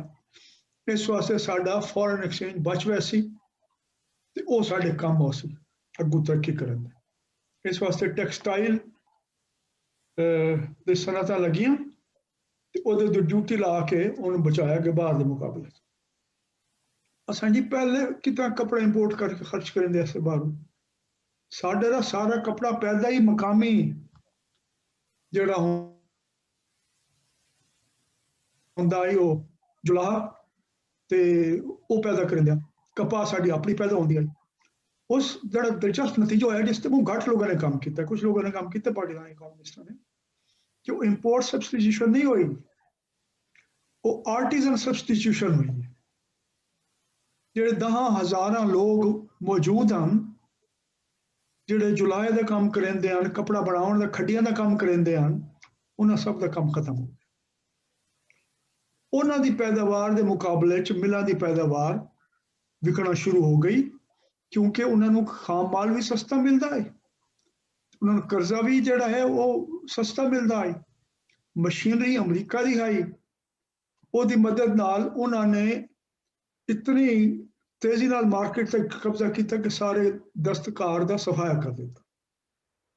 ਇਸੇ ਤਰ੍ਹਾਂ ਮੋਚੀ ਦਾ ਖਾਤਮਾ ਹੋ ਗਿਆ, ਜੇ ਜੁੱਤੀਆਂ ਬਣਾਉਣ ਵਾਲੀ ਫੈਕਟਰੀਆਂ ਹੋਈਆਂ ਦੂਸਰੀਆਂ, ਤੇ ਵੱਡੀ ਤਾਦਾਦ ਵਿੱਚ ਛੋਟੇ ਜਿਹੜੇ ਦਿਹਾਤਾਂ ਤੋਂ ਲੋਕ ਛੋਟੇ ਸ਼ਹਿਰਾਂ ਵੱਲ, ਛੋਟੇ ਸ਼ਹਿਰਾਂ ਤੋਂ ਵੱਡੇ ਵੱਲ ਸ਼ੁਰੂ ਹੋਇਆ, ਕਿ ਪਹਿਲਾਂ ਇਹਦਾ ਇਹ ਨਤੀਜਾ ਨਿਕਲਿਆ ਕਿ ਇੱਕ ਰੂਰਲ ਅਰਬਨ ਮਾਈਗ੍ਰੇਸ਼ਨ ਦਾ ਪ੍ਰੋਗਰਾਮ ਸ਼ੁਰੂ ਹੋਇਆ, ਮਕਾਮੀ ਤੌਰ ਤੇ ਖੁਦ ਕਫਾਲਤ ਦਾ ਨਿਜ਼ਾਮ, ਪਹਿਲੇ ਜ਼ਮੀਨ ਬਣੀ ਤੇ ਡੰਗਰ ਚਾਰ ਮੁਸ਼ਤ ਖਤਮ ਹੋਈ, ਇੰਪੋਰਟ ਸਬਸਟੀਟਿਊਸ਼ਨ ਹੋਈ ਤੇ ਆਰਟੀਜ਼ਨ ਖਤਮ ਹੋਣਾ ਸ਼ੁਰੂ ਹੋ ਗਿਆ। ਇਹ ਪਹਿਲਾ ਉਹਦਾ ਨਤੀਜਾ ਨਿਕਲਿਆ। ਉਹ ਲੋਕ ਪੱਟੀ ਕੇ ਤੇ ਸ਼ਹਿਰਾਂ ਵਿੱਚ ਆ ਗਏ ਦਿਹਾੜੀਦਾਰ ਦੇ ਤੌਰ ਤੇ ਨੌਕਰੀਆਂ ਲੱਭਣ ਵਾਸਤੇ, ਦੂਏ ਕੰਮ ਕਰਨ ਵਾਸਤੇ। ਦੂਆ ਕੰਮ ਇਹ ਹੋਇਆ ਕਿ ਉਹਨਾਂ ਨੂੰ ਹੁਣ ਸਨਅਤਕਾਰੀ ਕਰਨੀ ਆਈ, ਤੇ ਅਯੂਬ ਖਾਨ ਦੀ ਹਕੂਮਤ ਦੀ ਪਾਲਿਸੀ ਆਈ ਕਿ ਜਿਹੜਾ ਸਨਅਤਕਾਰ ਦੀ ਹੌਸਲਾ ਅਫਜ਼ਾਈ ਕਰਨ ਵਾਸਤੇ ਉਹਨੂੰ ਫੋਰਨ ਐਕਸਚੇਂਜ, ਜਿਹੜਾ ਕਿ ਡਾਲਰ ਹੈ ਉਸ ਜ਼ਮਾਨੇ ਵਿੱਚ, ਡਾਲਰ ਸਸਤਾ ਮਿਲਣਾ ਚਾਹੀਦਾ ਜ਼ਰ ਮੁਬਾਦਲਾ। ਹੁਣ ਇਹ ਦਿਲਚਸਪ ਚੀਜ਼ ਹੈ, ਇਸ ਤੇ ਗੌਰ ਕਰਨਾ। ਡਾਲਰ ਪਾਕਿਸਤਾਨ ਕਿਵੇਂ ਕਮਾਉਂਦਾ ਹੈ? ਪਾਕਿਸਤਾਨ ਦੀ ਸਭ ਤੋਂ ਵੱਡੀ ਐਕਸਪੋਰਟ ਆਈ ਪਟਸਨ, ਉਸ ਤੋਂ ਬਾਅਦ ਕਪਾਹ ਆਈ। ਪਟਸਨ ਜਿਹੜੇ ਬਾਹਰ ਦੀ ਮੰਡੀ 'ਚ ਵਹਿੰਦਾ ਹੈ, $1 ਦਾ ਜਿਹੜਾ ਪਟਸਨ ਵਿਕਦਾ ਹੈ ਨਾ, ਉਹਦੇ 10 ਰੁਪਏ ਮਿਲਦੇ ਆ ਉਸ ਜ਼ਮਾਨੇ ਵਿੱਚ। $1 ਦਾ ਮੁੱਲ ਮੰਡੀ ਦੇ 10 ਰੁਪਏ ਦੇ ਬਰਾਬਰ। ਹਕੂਮਤ ਕਿਉਂਕਿ ਉਹਨੂੰ ਕੰਟਰੋਲ ਕਰਦੀ ਹੈ, ਇੰਪੋਰਟ ਐਕਸਪੋਰਟ ਨੂੰ ਤੇ ਫੋਰਨ ਐਕਸਚੇਂਜ ਨੂੰ, ਜਿਹੜਾ ਉਹ ਡਾਲਰ ਕਮਾ ਕੇ ਪਟਸਨ ਤੋਂ ਆਉਂਦਾ ਹੈ, ਉਹ $1 ਵਿੱਚ 5 ਰੁਪਏ ਸਰਕਾਰ ਆਪਣੇ ਕੋਲ ਰੱਖ ਲੈਂਦੀ ਹੈ, 5 ਰੁਪਏ ਉੱਥੋਂ ਦੇ ਜ਼ਿਮੀਂਦਾਰ ਨੂੰ ਜਾਂ ਕਾਸ਼ਤਕਾਰ ਨੂੰ ਮਿਲਦੇ ਹਨ ਪਟਸਨ ਵੇਚਣ ਵਾਲੇ। ਉਹ 5 ਸਿੱਧੇ ਉਹਦੀ ਜੇਬ ਤੋਂ ਕੱਟ ਕੇ ਤੇ ਸਨਅਤ ਲੱਗਦੀ ਪਈ ਹੈ ਮਗਰਬੀ ਪਾਕਿਸਤਾਨ ਵਿੱਚ। ਇੱਥੋਂ ਦੇ ਬੋਨਸ ਵਾਊਚਰ ਦੀ ਸਕੀਮ ਦੇ ਤਹਿਤ ਜਿਹੜੀ ਹੌਸਲਾ ਅਫਜ਼ਾਈ ਕਰਨੀ ਹੁੰਦੀ ਸਰਮਾਇਆਦਾਰ ਦੀ, ਉਹਨੂੰ ਡਾਲਰ ਜਿਹੜਾ ਬਾਹਰ ਦੀ ਮੰਡੀ 'ਚ ਖਰੀਦਣਾ ਪਵੇਗਾ 10 ਰੁਪਏ 'ਚ, ਉਹ 5 ਰੁਪਏ 'ਚ ਸਰਕਾਰ ਵੱਲੋਂ ਮਿਲ ਜਾਂਦਾ। ਇਹ ਲੁੱਟ ਪੱਟ ਦਾ ਸਿੱਧਾ ਨਿਜ਼ਾਮ ਆਈ ਕਿ ਉੱਥੋਂ ਪੈਸੇ ਲੈ ਕੇ ਇੱਥੇ, ਤੇ ਨਾਲ ਉਹਨਾਂ ਦੇ ਇਲਜ਼ਾਮ ਵੀ ਲਾਉਣਾ ਕਿ ਭੁੱਖੇ ਬੰਗਾਲੀ ਨੇ, ਸਾਨੂੰ ਇਹਨਾਂ ਦੀ ਮਦਦ ਕਰਨੀ ਪਾਉਂਦੀ ਹੈ, ਇਹਨਾਂ ਦੇ ਹੜ੍ਹ ਆਉਂਦਾ ਹਰ ਸਾਲ ਜੀ, ਉਵੇਂ ਦਾ ਵੀ ਹੁੰਦਾ। ਉਹ ਜਿਹੜੇ ਪੈਸੇ ਆਉਂਦੇ ਪਏ ਹਨ ਉਹਦਾ ਉਹਨਾਂ ਨੂੰ ਵੀ ਪਤਾ ਹੈ, ਸਰਕਾਰ ਨੂੰ ਵੀ ਪਤਾ ਹੈ। आम लोगों ने ये होता है जी नजरिया पाकिस्तान है, एक ज़बान एक मज़हब एक कौम है, हमें कोई इलाकाई बात नहीं करनी चाहिए। भाई इलाकाई बात तो तुम करेंगे पे एक इलाके तो लुट के दूजे इलाके पैसे ले लेंदे हो, ਉਹਦੇ ਉੱਤੇ ਗੱਲ ਕਰਨ ਦੀ ਇਜਾਜ਼ਤ ਨਾ ਦਿੰਦੇ। ਇਹ ਦੂਆ ਪਾੜ ਪੈਦਾ ਹੋਇਆ ਇਲਾਕਾ, ਇੱਕ ਇਲਾਕੇ ਦੂਏ ਇਲਾਕੇ ਦਰਮਿਆਨ ਤੇ ਸਨਅਤ ਤੇ ਜ਼ਰਾਅਤ ਦੇ ਦਰਮਿਆਨ। ਹੁਣ ਤੁਸੀਂ ਵੇਖੋ ਇਹ ਗੱਲ, ਇਹਦੇ ਉੱਤੇ ਇਕੋਨੋਮਿਸਟ ਜਿਹੜੇ ਉਹਨਾਂ ਨੇ ਮੂੰਹ ਘੱਟ ਲਿਖਿਆ, ਸਾਡੇ ਅਖਬਾਰਾਂ ਇਹ ਗੱਲਾਂ ਛਾਪੀ ਨਹੀਂ ਸਕਦੀਆਂ, ਛਪਦੀਆਂ ਨਾ ਹਨ। ਲੇਕਿਨ ਮੁਜੀਬੁਰ ਰਹਿਮਾਨ ਦੀ ਜਿਹੜੀ ਪਾਰਟੀ ਦੀ ਜਨਰਲ ਸੈਕਟਰੀ ਆਈ ਨਾ, ਉਹਨੇ ਐਸੇ ਜ਼ਬਰਦਸਤ ਤਰੀਕੇ ਨਾਲ ਬਿਆਨ ਕੀਤਾ। ਉਹਨੇ ਪਲਟਨ ਮੈਦਾਨ 'ਚ ਤਕਰੀਰ ਕਰੀ ਨਾ ਜਲਸੇ 'ਚ, ਉਹਨੇ ਲੋਕਾਂ ਨੂੰ ਆਖਿਆ ਜੀ ਮੈਂ ਇਸਲਾਮਾਬਾਦ ਗਿਆ, ਸਾਡੇ ਮੁਲਕ ਦੀ ਰਾਜਧਾਨੀ ਹੈ, ਬੜਾ ਸੋਹਣਾ ਸ਼ਹਿਰ ਹੈ ਤੇ ਬੜਾ ਚੰਗਾ ਤੇ ਮੈਨੂੰ ਪਸੰਦ ਆਇਆ। ਤੇ ਮੈਂ ਗਿਆ ਤੇ ਇਸਲਾਮਾਬਾਦ ਦੀ ਸੜਕਾਂ ਜਿਹੜੀਆਂ ਨੋ ਸ਼ੀਸ਼ੇ ਹਾਰ ਲਿਸ਼ਕਦੀਆਂ, ਤੇ ਮੇਰਾ ਦਿਲ ਕੀਤਾ ਕਿ ਮੈਂ ਉਹਨੂੰ ਚੁੰਮ ਲਵਾਂ। ਤੇ ਜਿਸ ਵੇਲੇ ਮੈਂ ਸੜਕ ਨੂੰ ਚੁੰਮਣ ਵਾਸਤੇ ਤੱਲੇ ਉਹ ਝੁਕਿਆ ਤੇ ਮੈਨੂੰ ਉਹਦੇ ਵਿੱਚੋਂ ਪਟਸਨ ਦੀ ਖੁਸ਼ਬੂ ਆਉਂਦੀ ਪਈ ਹੈ ਇਸਲਾਮਾਬਾਦ ਦੀ ਸੜਕਾਂ ਵਿੱਚ। ਉਹ ਇਸ ਤਰੀਕੇ ਨਾਲ ਨਾ ਉਹ ਸਾਰੀ ਗੱਲ ਜਿਹੜੀ ਇਕੋਨੋਮਿਸਟ ਹੋਰ ਤਰੀਕੇ ਨਾਲ ਜਮਾ ਤਫਰੀਕ ਨਾਲ ਸਮਝਾਉਣ ਦੀ ਉਹਨੇ ਇੱਕ ਜੁਮਲੇ ਨਾਲ ਸਮਝਾ ਦਿੱਤੀ। ਇਹ ਦੂਆ ਵਜ੍ਹਾ ਬਣੀ ਪਾੜ ਦੀ ਸਾਡੇ ਦਰਮਿਆਨ ਉਸ ਜ਼ਮਾਨੇ ਦੇ ਮਸ਼ਰਕੀ ਪਾਕਿਸਤਾਨ ਦੇ ਦਰਮਿਆਨ। ਇਹ ਦੂਆ ਹੋਇਆ। ਤੀਆ ਜਿਹੜਾ ਪਾੜ ਪੈਦਾ ਹੋਇਆ ਕਿ ਜਿਹੜੇ ਲੋਕ ਇੱਥੋਂ ਦਸਤਕਾਰ ਜਾਂ ਦੂਏ ਲੋਕ ਰੋਜ਼ਗਾਰ ਦੀ ਤਲਾਸ਼ ਵਿੱਚ ਦਿਹਾਤਾਂ ਤੋਂ ਸ਼ਹਿਰਾਂ ਵੱਲ ਮਿਲਣੇ ਸ਼ੁਰੂ ਹੋ ਗਏ, ਉਜਰੀ ਮਿਹਨਤ ਦੇ ਤੌਰ ਤੇ ਕੰਮ ਕੀਤਾ। ਯੂਨੀਅਨ ਬਣਾਉਣ ਦੀ ਇਜਾਜ਼ਤ ਕੋਈ ਨਾ ਆਈ, ਯੂਨੀਅਨ ਬਣਾਉਂਦੇ ਹਨ ਤੇ ਉਹਨਾਂ ਦੀ ਕੁੱਟ ਫਾਟ ਬਹੁ ਹੁੰਦੀ ਆਈ। ਬੜਾ ਜਿਹੜਾ ਉਹਨਾਂ ਨੇ ਬਲਕਿ ਹੜਤਾਲਾਂ ਤੋੜਨ ਵਾਲੇ ਬੰਦੇ ਮਾਲਕਾਂ ਨੇ ਰੱਖ ਲਏ ਹਨ। ਉਹਦੀ ਵਜ੍ਹਾ ਤੋਂ ਉਹ ਮਤਲਬ ਉਜਰਤਾਂ ਇਤਨੀਆਂ ਘੱਟ ਹਨ ਕਿ ਲੋਕਾਂ ਦੀ ਪੂਰੀ ਨਹੀਂ ਪਾਉਂਦੀ ਤੇ ਨਾਲ ਉਸ ਵੇਲੇ ਸ਼ਹਿਰਾਂ ਦੇ ਵਿੱਚ ਮਤਲਬ ਇਤਨੀ ਸਸਤੀ ਰੋਟੀ ਮਿਲਦੀ ਨਹੀਂ ਜਿਹਦੇ ਉੱਤੇ ਬੁਨਿਆਦੀ ਮਜ਼ਦੂਰ ਦਾ ਗੁਜ਼ਾਰਾ ਹੁੰਦਾ ਹੈ ਕਿ ਉਸ ਜ਼ਮਾਨੇ ਵਿੱਚ ਜਿਸ ਵੇਲੇ ਕਣਕ ਦੀ ਕੀਮਤ ਵਧੀ ਤੇ ਰੋਟੀਆਂ ਦੀ ਕੀਮਤ ਵਧੀ, ਆਟਾ ਹੋ ਗਿਆ 20 रुपए मण, पहले पता नहीं 10 रुपए मण हो सी या कुछ हो सी।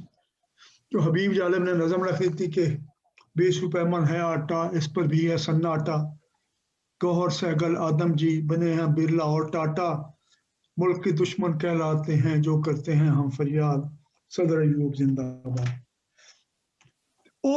ये मजदूरों सरमायादारों के दरम्यान पाड़ पैदा होया कि लोगों की पूरी नहीं पाउंदी, ਉਹਦੇ ਨਾਲ ਬੇਸ਼ੁਮਾਰ ਹੰਗਾਮੇ ਹੋਏ, ਮਜ਼ਦੂਰਾਂ ਦੀ ਬੇਚੈਨੀ ਪੈਦਾ ਹੋਈ। ਉਸ ਵੇਲੇ ਹਕੂਮਤ ਕੋਲ ਇਹਦਾ ਹੱਲ ਕੋਈ ਨਾ ਹੈ। ਉਹ ਹੈ ਸਾਡੀ ਇਕਤਸਾਦੀ ਪਾਲਿਸੀ ਦਾ ਨਤੀਜਾ। ਅਸਾਂ ਆਖਿਰ ਅਸਾਂ ਬਚਾਉਂਦੇ ਪਏ ਇੰਪੋਰਟ ਸਬਸਟੀਟਿਊਸ਼ਨ ਦੇ ਨਾਂ ਤੇ ਬਾਹਰ ਦੀ ਸਨਅਤ ਦੇ ਮੁਕਾਬਲੇ 'ਚ, ਲੇਕਿਨ ਖਤਮ ਕਰਾਂਦੇ ਪਏ ਹੈ ਅੰਦਰ ਦੇ ਦਸਤਕਾਰ ਨੂੰ, ਪੈਸੇ ਲੁਟਾਉਂਦੇ ਪਏ ਹੈ ਜ਼ਰਾਈ ਸ਼ੋਬੇ ਤੋਂ ਤੇ ਭਾਰ ਪੈਂਦੇ ਪਏ ਸਾਰਾ ਜਿਹੜਾ ਹੈ ਪੈਦਾਵਾਰ ਦਾ ਉਹਨੂੰ ਸਸਤਾ ਕਰਨ ਦਾ ਉਹ ਮਜ਼ਦੂਰ ਦੇ ਉੱਤੇ ਉਹਦੀ ਮਜ਼ਦੂਰੀ ਘੱਟ। ਇਹ ਤਰ੍ਹਾਂ ਦੇ ਪਾੜ ਉਹਨਾਂ ਨੇ ਪੈਦਾ ਕਰ ਦਿੱਤੇ।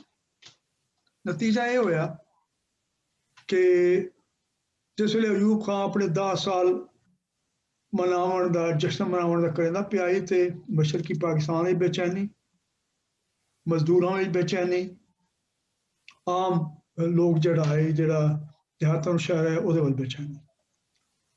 ਹੁਣ ਜਿਹੜਾ ਭੁੱਖ ਦਾ ਮਸਲਾ ਹੈ ਇਹ ਉਤਨਾ ਗੰਭੀਰ ਆਈ ਉਸ ਵੇਲੇ ਪਾਕਿਸਤਾਨ ਵਿੱਚ ਵੀ ਬਲਕਿ ਪੂਰੀ ਦੁਨੀਆ ਵਿੱਚ ਬਾਕੀ ਵਿੱਚ ਵੀ ਕਿ ਰੌਬਰਟ ਮੈਕਨਾਮਾਰਾ ਜਿਹੜਾ ਕਿ ਅਮਰੀਕਾ ਦਾ ਸ਼ਾਇਦ ਵਜ਼ੀਰ ਖਾਰਜਾ ਵੀ ਰਿਹਾ ਤੇ ਵਰਲਡ ਬੈਂਕ ਦਾ ਸਦਰ ਵੀ, ਉਹਨੇ ਉਸ ਜ਼ਮਾਨੇ ਵਿੱਚ ਬੜਾ ਜ਼ਬਰਦਸਤ ਬਿਆਨ ਦਿੱਤਾ। ਉਹਨੇ ਆਖਿਆ ਕਿ hunger is the major communist ally in Asia, ਕਿ ਭੁੱਖ ਸਭ ਤੋਂ ਵੱਡੀ ਭਾਈਵਾਲ ਹੈ ਕਮਿਊਨਿਸਟਾਂ ਦੀ ਏਸ਼ੀਆ ਦੇ ਵਿੱਚ। ਤੇ ਉਹਨਾਂ ਨੇ ਆਖਿਆ ਵੀ ਇਸ ਦੇ ਭੁੱਖ ਦੇ ਮਸਲੇ ਦਾ ਕੋਈ ਹੱਲ ਲੱਭਿਆ ਮੰਜੇ। ਤੇ ਭੁੱਖ ਦੇ ਮਸਲੇ ਦਾ ਉਹਨਾਂ ਨੇ ਕਾਫੀ ਸੋਚਿਆ। ਉਹਨਾਂ ਨੇ ਆਖਿਆ ਇਹਦਾ ਹੱਲ ਇਹ ਨਹੀਂ ਹੈ ਕਿ ਕੋਈ ਵੰਡ ਦੇ ਵਿੱਚ ਤਬਦੀਲ ਕੀਤੀ ਮੰਜੇ ਕਿ ਬਈ ਉਜਰਤਾਂ ਵਧਾਓ, ਯੂਨੀਅਨ ਸਾਜ਼ੀ ਦਾ ਹੱਕ ਦਿਓ, ਆਪਣੀ ਮੈਨੇਜਮੈਂਟ ਦੇ ਤਰੀਕੇ ਨੂੰ ਬਿਹਤਰ ਬਣਾਓ ਤਾਂ ਕਿ ਤੁਹਾਨੂੰ ਵੀ ਤੁਸੀਂ ਸਸਤੀ ਸ਼ੈ ਪੈਦਾ ਕਰ ਸਕੋ, ਲੇਕਿਨ ਨਾਲ ਜਿਹੜਾ ਕੰਮ ਕਰਨ ਵਾਲਾ ਹੈ ਉਹਨੂੰ ਵੀ ਕੋਈ ਉਹਦਾ ਹਿੱਸਾ ਮਿਲਣਾ ਸ਼ੁਰੂ ਹੋ ਗਿਆ। ਉਹ ਮੈਨੇਜਮੈਂਟ ਦੀ ਜਿਹੜੀ ਕਮਜ਼ੋਰੀ ਆਈ ਉਸ ਜ਼ਮਾਨੇ ਤੋਂ ਹੁਣ ਤੱਕ ਉਹ ਬੁਨਿਆਦੀ ਇੱਕ ਪਛਾਣ ਬਣ ਗਈ ਸਾਡੀ ਮੁਸ਼ਕਲ ਦੀ ਜਿਹੜਾ ਮਸਲਾ ਹੈ। ਉਹਨਾਂ ਨੇ ਫਿਰ ਜਿਹੜਾ ਹੈ ਭੁੱਖ ਦਾ ਇਹ ਤੋੜ ਕੀਤਾ। ਅਮਰੀਕੀ ਮਾਹਿਰੀਨ ਨੇ ਫੋਰਡ ਫਾਊਂਡੇਸ਼ਨ ਦੀ ਮਦਦ ਦੇ ਨਾਲ ਜਿਹੜੇ ਤਹਿਕੀਕ ਦਾ ਕੰਮ ਹੋਇਆ ਜਿਹਨੂੰ ਅਸੀਂ ਆਖਦੇ ਹਾਂ ਗ੍ਰੀਨ ਰੈਵੋਲੂਸ਼ਨ। ਗ੍ਰੀਨ ਰੈਵੋਲੂਸ਼ਨ ਵਿੱਚ ਐਸੀ ਟੈਕਨੋਲੋਜੀ ਉਹ ਲੈ ਆਏ, ਬੀਜ ਇਸ ਕਿਸਮ ਦੇ ਲੈ ਆਏ ਜਿਸ ਨੂੰ ਜ਼ਿਆਦਾ ਪਾਣੀ ਦੇਣ ਨਾਲ, ਉਹ ਬੀਜ ਦੇ ਨਾਲ ਖਾਦ ਇਸਤੇਮਾਲ ਕਰਨ ਨਾਲ, ਜਿਹੜੀ ਮਸਨੂਈ ਖਾਦ ਹੈ, ਕੀਮਿਆਈ ਖਾਦ, ਕਿ ਉਹਦੇ ਨਾਲ ਜਿਹੜੀ ਹੈ ਪੈਦਾਵਾਰ ਵਧਣਾ ਸ਼ੁਰੂ ਹੋ ਗਈ ਤਾਂ ਕਿ ਉਹ ਵੱਧ ਜਾਏ, ਕਣਕ ਸਸਤੀ ਹੋ ਜਾਏ, ਆਮ ਲੋਕ ਜਿਹੜਾ ਹੈ ਨਾ ਉਹਨੂੰ ਖਰੀਦਣ ਦੇ ਕਾਬਿਲ ਹੋ ਜਾਣ ਖਾਣ ਦੇ। ਤੇ ਤੁਹਾਨੂੰ ਸਨਅਤ ਜ਼ਰਾਅਤ ਵੱਲੋਂ ਜਿਹੜਾ ਹੈ ਉਹਨਾਂ ਦੀ ਜ਼ਰਾਈ ਚੀਜ਼ਾਂ ਦੀ ਕੀਮਤਾਂ ਤੁਸੀਂ ਇਤਨੀ ਘੱਟ ਨਾ ਰੱਖੋ ਕਿ ਜ਼ਿਮੀਦਾਰ ਦੀ ਦਿਲਚਸਪੀ ਖਤਮ ਹੋ ਜਾਏ, ਜ਼ਿਮੀਦਾਰਾਂ ਦੇ ਵਿੱਚ ਜ਼ਿਮੀਦਾਰ ਦਿਵਾਲੀਆ ਹੋ ਜਾਏ ਤੇ ਜ਼ਰਾਈ ਨਿਜ਼ਾਮ ਤੁਹਾਡਾ ਖਰਾਬ ਹੋ ਜਾਏ। ਉਹ ਗ੍ਰੀਨ ਟੈਕਨੋਲੋਜੀ ਆਉਣਾ ਸ਼ੁਰੂ ਹੋਈ। ਉਹ ਜਿਹੜੀ ਉਸ ਜ਼ਮਾਨੇ ਤੋਂ ਹੁਣ ਤੱਕ ਚਲਦੀ ਪਈ ਹੈ। ਸਾਡੀ ਕਣਕ ਮੈਨੇਜਮੈਂਟ ਉਤਨੀ ਬੇਕਾਰ ਹੈ ਕਿ ਮਤਲਬ ਮਸ਼ਰਕੀ ਪੰਜਾਬ ਦੇ ਮੁਕਾਬਲੇ ਸਾਡੀ ਪੈਦਾਵਾਰ ਹਾਲੇ ਕੋਈ ਨਵਾਂ ਹਿੱਸਾ ਹੋ ਸੀ। ਉਹਨੂੰ ਬਿਹਤਰ ਬਣਾਉਣ ਦੀ ਕੋਈ ਕੋਸ਼ਿਸ਼ ਨਹੀਂ ਹੋਈ ਤੇ ਉਹ ਉਸ ਤਰ੍ਹਾਂ ਚੱਲਦਾ ਪਿਆ ਮੈਨੇਜਮੈਂਟ ਦਾ ਨਿਜ਼ਾਮ। ਟੈਕਨੋਲੋਜੀ ਆ ਗਈ, ਲੇਕਿਨ ਟੈਕਨੋਲੋਜੀ ਦੇ ਨਾਲ ਜਿਹੜੀ ਚੀਜ਼ਾਂ ਆਈਆਂ ਉਹਨਾਂ ਨੇ ਸਾਡੇ ਜ਼ਰਾਈ ਨਿਜ਼ਾਮ ਨੂੰ ਬਹੁਤ ਵੱਡਾ ਨੁਕਸਾਨ ਪਹੁੰਚਾਇਆ ਕਿਉਂਕਿ ਗ੍ਰੀਨ ਰੈਵੋਲੂਸ਼ਨ ਪਾਣੀ ਬਹੁਤ ਇਸਤੇਮਾਲ ਹੁੰਦਾ, ਇਸ ਵਾਸਤੇ ਵਾਟਰ ਲੌਗਿੰਗ ਦਾ ਸੇਮ ਥੋਰ ਦਾ ਬਹੁਤ ਵੱਡੇ ਪੈਮਾਨੇ ਤੇ ਮਸਲਾ ਪੈਦਾ ਹੋ ਗਿਆ।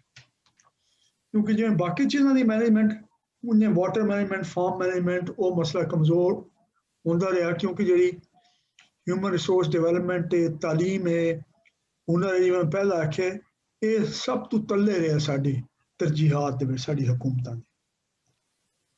ते ये इस वास्ते उहदा ये नतीजा निकलिया कि हुण जिहड़ा है अगर वो ज़मीन दी क्वालिटी खराब हो गई है ਉਹਦੀ ਪੈਦਾਵਾਰ ਦੀ ਸਲਾਹੀਅਤ ਘਟ ਹੋ ਗਈ ਹੈ ਬਲਕਿ ਉਹਦੇ ਬੰਦਿਆਂ ਤੇ ਜਿਹੜਾ ਅਸਰ ਪਾਉਂਦਾ ਪਿਆ ਕਿ ਕਪਾਹ ਦੇ ਵਿੱਚ ਤੁਸੀਂ ਪੈਸਟੀਸਾਈਡ ਤੇ ਇਨਸੈਕਟੀਸਾਈਡ ਇਤਨਾ ਇਸਤੇਮਾਲ ਕਰਦੇ ਹੋ ਕਿ ਜਿਹੜੀ ਚੋਣੀਆਂ ਜਿਹੜੀ ਫੁੱਟੀਆਂ ਚੁਣਨ ਪੈਂਦੀਆਂ ਨੇ ਉੱਥੇ ਉਹਨਾਂ ਦੀ ਅੱਖੀਆਂ ਦੇ ਵਿੱਚ ਉਹਨਾਂ ਦੇ ਸਾਹ ਦੇ ਵਿੱਚ ਉਹਨਾਂ ਦੀ ਆਂਦਰਾਂ ਦੇ ਵਿੱਚ ਉਹਨਾਂ ਦੇ ਬਦਨ ਤੇ ਬਾਲ ਜਿਹੜੇ ਨਾਲ ਲੈ ਪੈਂਦੇ ਹਨ ਉਹਨਾਂ ਸਭ ਦੇ ਵਿੱਚ ਉਹ ਚੀਜ਼ਾਂ ਦਾਖਲ ਹੋ ਉਹਦੇ ਨਾਲ ਬੇਸ਼ੁਮਾਰ ਬਿਮਾਰੀਆਂ ਪੈਦਾ ਹੁੰਦੀਆਂ मैदे की बीमारियां जल्द की बीमारियां अखियां की बीमारियां साह की बीमारियां उन्होंने कोई पुरसान हाल नहीं तो पेस्टिसाइड जी इंपोर्ट होंगे है उन्होंने हुकूमत ने वैसे डीरेगूलेट कर दिया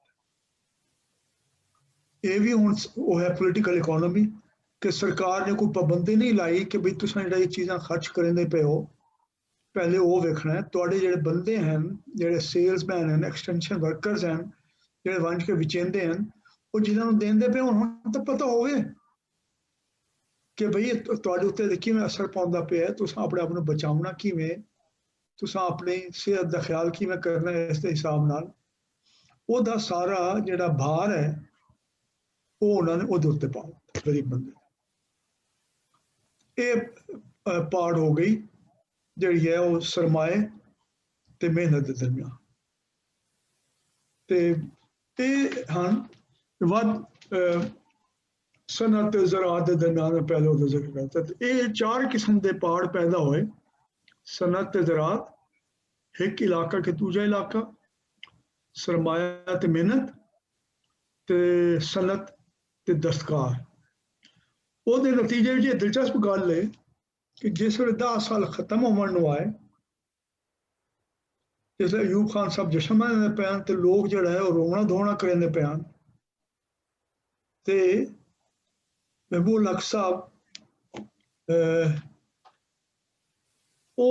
मैं उन्होंने इस वजह इज्जत करना कि एक बंदे होंगे जिहड़े चीज़ों नूं सूंघ लैंदे हैं सीखण नूं तैयार होंदे हैं अपनी सोच तब्दील करने नूं तैयार होंदे जिहड़े कि मोढी हन इस सारे सोच दे पाकिस्तान की मनसूबाबंदी दे सब तो पहले वो हन जिन्होंने इशारा किया कि पाकिस्तान की दौलत जिहड़ी है सारी वो कट्ठे होकर 20 घरां दे कोल आ गई 20 फैमिलीज का लफ्ज पहले उन्होंने वरत्या महबूब हक साहब उन्होंने आख्या कि 20 घरां दे इजारादारी हो गई पाकिस्तान की सनत ते कारोबार ते सारी दौलत उन्होंने हाथ च आ गई है क्योंकि इतने थोड़े हथों में जितनी दौलत है इस वास्ते सियासत ते हुकूमती पॉलिसियां दे फैसले करन विच हर चीज़ से उन्होंने ज़्यादा असर है ते बाकी जिहड़े लोग हैं उन्होंने इसका हिस्सा नहीं मिला पहले जिहड़े बराबरी की गल होंदी आई अफरादी कुवत की तरक्की की गल होंदी आई सेहत ते तालीम की गल होंदी आई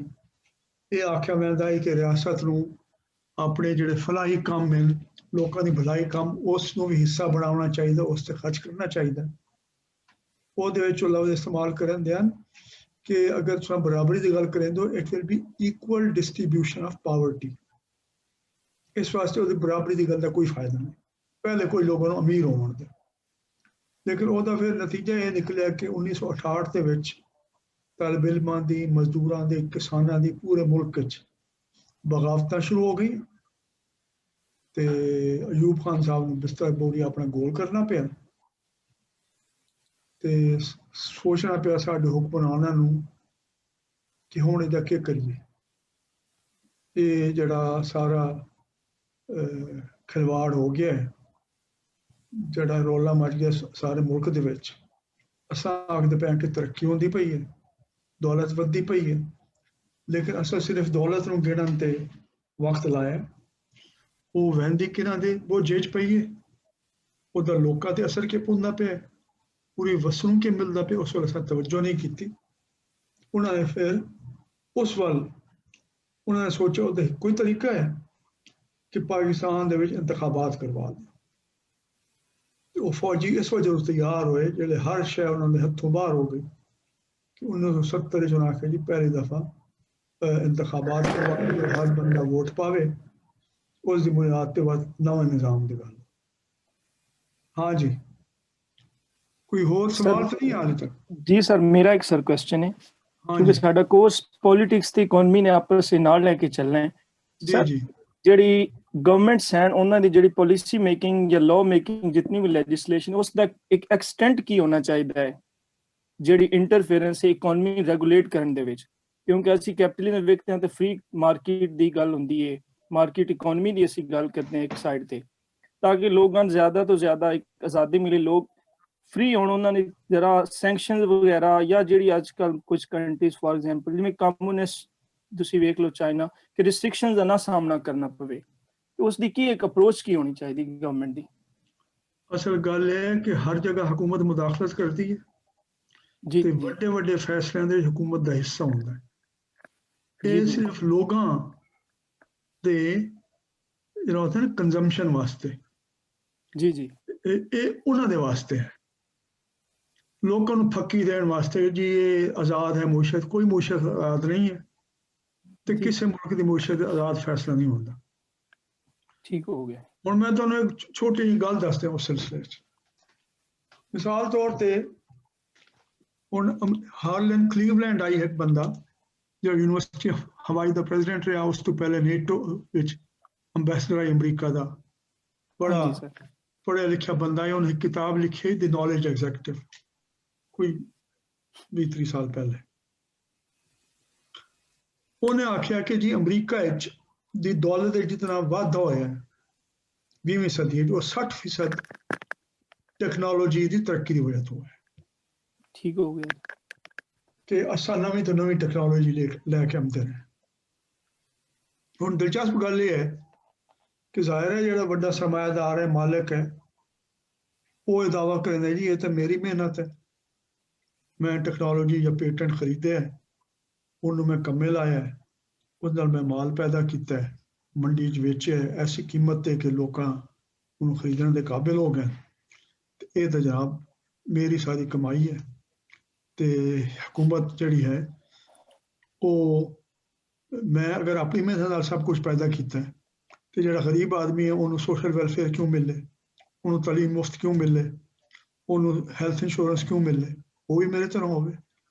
ਲੇਕਿਨ ਦਿਲਚਸਪ ਗੱਲ ਇਹ ਹੈ ਕਿ ਜਿਤਨੀ ਕਟਿੰਗ ਐਜ ਟੈਕਨੋਲੋਜੀ ਹੈ ਆਲਾ ਦਰਜੇ ਦੀ, ਉਹ ਸਾਰੀ ਅਕਸਰ ਉਹ ਸਰਕਾਰੀ ਪੈਸੇ ਨਾਲ, ਲੋਕਾਂ ਦੀ ਟੈਕਸਾਂ ਦੇ ਨਾਲ ਡਿਫੈਂਸ ਡਿਪਾਰਟਮੈਂਟ ਸ਼ੁਰੂ ਹੋਈ,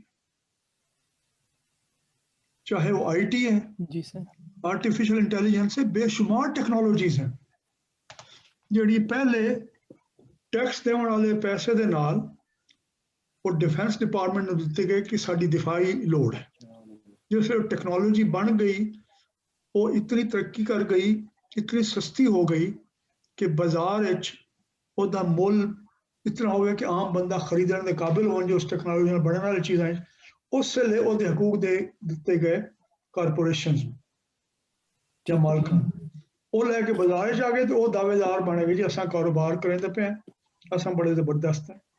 ਇਸ ਵਾਸਤੇ ਇਹਨਾਂ ਸਭ ਚੀਜ਼ਾਂ ਦੇ ਪਿੱਛੋਂ ਹੋਣਾ ਬਹੁਤ ਜ਼ਰੂਰੀ ਹੈ। ਬਿਲਕੁਲ ਜੀ। ਤੇ ਇਹ ਵੇਖਣਾ ਜ਼ਰੂਰੀ ਹੈ ਕਿ ਇਹਦੇ ਪਿੱਛੋਂ ਕੀ ਹੈ, ਠੀਕ ਹੈ ਨਾ। ਉਹ ਹਕੂਮਤ ਦਾ ਉਹਦੇ ਵਿੱਚ ਹਿੱਸਾ ਹੁੰਦਾ ਹੈ, ਲੇਕਿਨ ਹੁਣ ਹਕੂਮਤ ਦੀ ਪਾਲਿਸੀਆਂ ਜ਼ਾਹਿਰ ਹੈ ਚੀਨ ਦੇ ਵੀ ਹਕੂਮਤ ਰੈਗੂਲੇਟ ਕਰਾਂਦੀ ਹੈ, ਅਮਰੀਕਾ ਵਿੱਚ ਹਕੂਮਤ ਰੈਗੂਲੇਟ ਕਰਾਂਦੀ ਹੈ। ਲੇਕਿਨ ਅਮਰੀਕਾ ਦੇ ਵਿੱਚ ਇਹ ਮੇਰੇ ਖਿਆਲ ਹੈ ਕਿ ਜੈਫਰੀ ਸੈਕਸ ਹੈ, ਉਹਨੇ ਬਿਆਨ ਦਿੱਤਾ ਜਿਹੜੀ ਇੱਕ ਵੱਡੀ ਤਬਦੀਲੀ ਆਈ ਹੈ ਦੁਨੀਆ ਦੇ ਨਿਜ਼ਾਮ ਵਿੱਚ 1992 ਤੋਂ ਬਾਅਦ ਜਦ ਵਰਲਡ ਟ੍ਰੇਡ ਆਰਗੇਨਾਈਜੇਸ਼ਨ ਬਣੀ, ਓਪਨ ਗਲੋਬਲ ਇਕੋਨੋਮੀ ਬਣੀ, ਨਾਮ ਨਿਹਾਦ ਓਪਨ ਮਾਰਕੀਟ ਦੇ ਨਾਂ ਤੇ। ਉਸ ਦੇ ਵਿੱਚ ਦਿਲਚਸਪ ਕੰਮ ਇਹ ਹੋਇਆ ਕਿ ਮਗਰਬੀ ਮੁਲਕਾਂ 'ਚ ਬੇਸ਼ੁਮਾਰ ਸਨਅਤਾਂ ਖਤਮ ਹੋ ਗਈਆਂ, ਉਹ ਉਹਨਾਂ ਨੇ ਮੁੰਤਕਿਲ ਕਰਤੀਆਂ ਚੀਨ, ਹਿੰਦੁਸਤਾਨ, ਬਾਕੀ ਏਸ਼ੀਆਈ ਮੁਲਕਾਂ ਵਿੱਚ, ਕਿਉਂਕਿ ਉੱਥੇ ਮਜ਼ਦੂਰੀ ਬੜੀ ਸਸਤੀ ਆਈ ਜਾਂ ਇਨਵਾਇਰਮੈਂਟ ਰੈਗੂਲੇਸ਼ਨ ਕੋਈ ਨਾ, ਜਾਂ ਹਕੂਮਤਾਂ ਕਮਜ਼ੋਰ ਹਨ, ਉਹਨਾਂ ਦੀ ਬਾਂਹ ਮਰੋੜ ਕੇ ਉਹਨਾਂ ਕੋਲ ਫੈਸਲੇ ਕਰਵਾ ਸਕਦੇ ਨੇ। ਉਹਦੇ ਨਤੀਜੇ ਵਿੱਚ ਇਹ ਹੋਇਆ ਕਿ ਅਮਰੀਕਾ ਵਿੱਚ ਉਹ ਰਿਵਾਇਤੀ ਨੌਕਰੀਆਂ ਖਤਮ ਹੋ ਗਈਆਂ, ਜਿਹਦਾ ਉਹਨਾਂ ਨੇ ਇਲਜ਼ਾਮ ਚੀਨ ਤੇ ਪਾਉਣਾ ਸ਼ੁਰੂ ਕਰਤਾ। ਖੁਦ ਪੈਸੇ ਕਮਾਉਣ ਵਾਸਤੇ ਆਪਣਾ ਸਾਰਾ ਚੀਨ ਸਰਮਾਇਆ ਜਿਹੜਾ ਅਮਰੀਕੀਆਂ ਦਾ ਲੱਗਾ ਹੋਇਆ, ਅਮਰੀਕੀ ਕਾਰਪੋਰੇਸ਼ਨ ਦਾ, ਉਹ ਉੱਥੋਂ ਪੈਸਾ ਵੰਡ ਕੇ ਲਾਉਣਾ ਸ਼ੁਰੂ ਕਰ ਦਿੱਤਾ ਵਰਲਡ ਟ੍ਰੇਡ ਆਰਗੇਨਾਈਜੇਸ਼ਨ ਤੋਂ ਬਾਅਦ।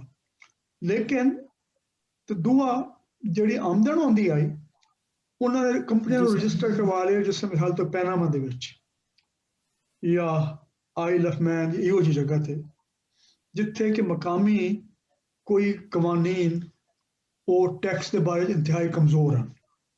ਇਹ ਜਿਹੜੀ ਕੰਪਨੀ ਉੱਥੇ ਆਮਦਨੀ ਦਾ ਦਾਅਵਾ ਕਰਦੀ ਆਈ, ਉਹਨੂੰ ਕੋਈ ਟੈਕਸ ਦੇਣੇ ਨਾ ਪਾਉਂਦੇ, ਬਹੁਤ ਮਾਮੂਲੀ ਟੈਕਸਾਂ ਦੇ ਇਲਾਵਾ ਆਪਣੇ ਮੁਲਕਾਂ ਦੇ ਮੁਕਾਬਲੇ। ਤੇ ਸਰਮਾਇਆ ਭੇਜਿਆ ਦੂਏ ਮੁਲਕਾਂ 'ਚ ਤੇ ਆਮਦਨੀ ਜ਼ਿਆਦਾ ਕਰਵਾਈ ਸੇਫ ਹੈਵਨਸ ਦੇ ਵਿੱਚ, ਆਪਣੇ ਮੁਲਕਾਂ ਤੋਂ ਹਟ ਕੇ। ਉਸ ਦੇ ਨਤੀਜੇ ਉਹਨਾਂ ਇਤਨਾ ਪੈਸਾ ਕਮਾ ਲਿਆ, ਉਸ ਪੈਸੇ ਦੇ ਜ਼ਰੀਏ ਉਹਨਾਂ ਨੇ ਆਪਣੇ ਸਿਆਸਤਦਾਨਾਂ ਨੂੰ, ਜਿਸ ਤਰ੍ਹਾਂ ਮਿਸਾਲ ਤੌਰ ਤੇ ਅਮਰੀਕਾ ਵਿੱਚ ਲੌਬੀਇਸਟ ਦੇ ਤੌਰ ਤੇ ਰੱਖਣਾ ਸ਼ੁਰੂ ਕਰਤਾ, ਕਾਨੂੰਨੀ ਰਿਸ਼ਵਤ ਦੇਣ ਦਾ ਇੰਤਜ਼ਾਮ ਕਿ ਵੀ ਤੂੰ ਸਾਡਾ ਲੌਬੀਇਸਟ ਹੈ, ਯੂ ਆਰ ਆਵਰ ਕੰਟਰੈਕਟਰ।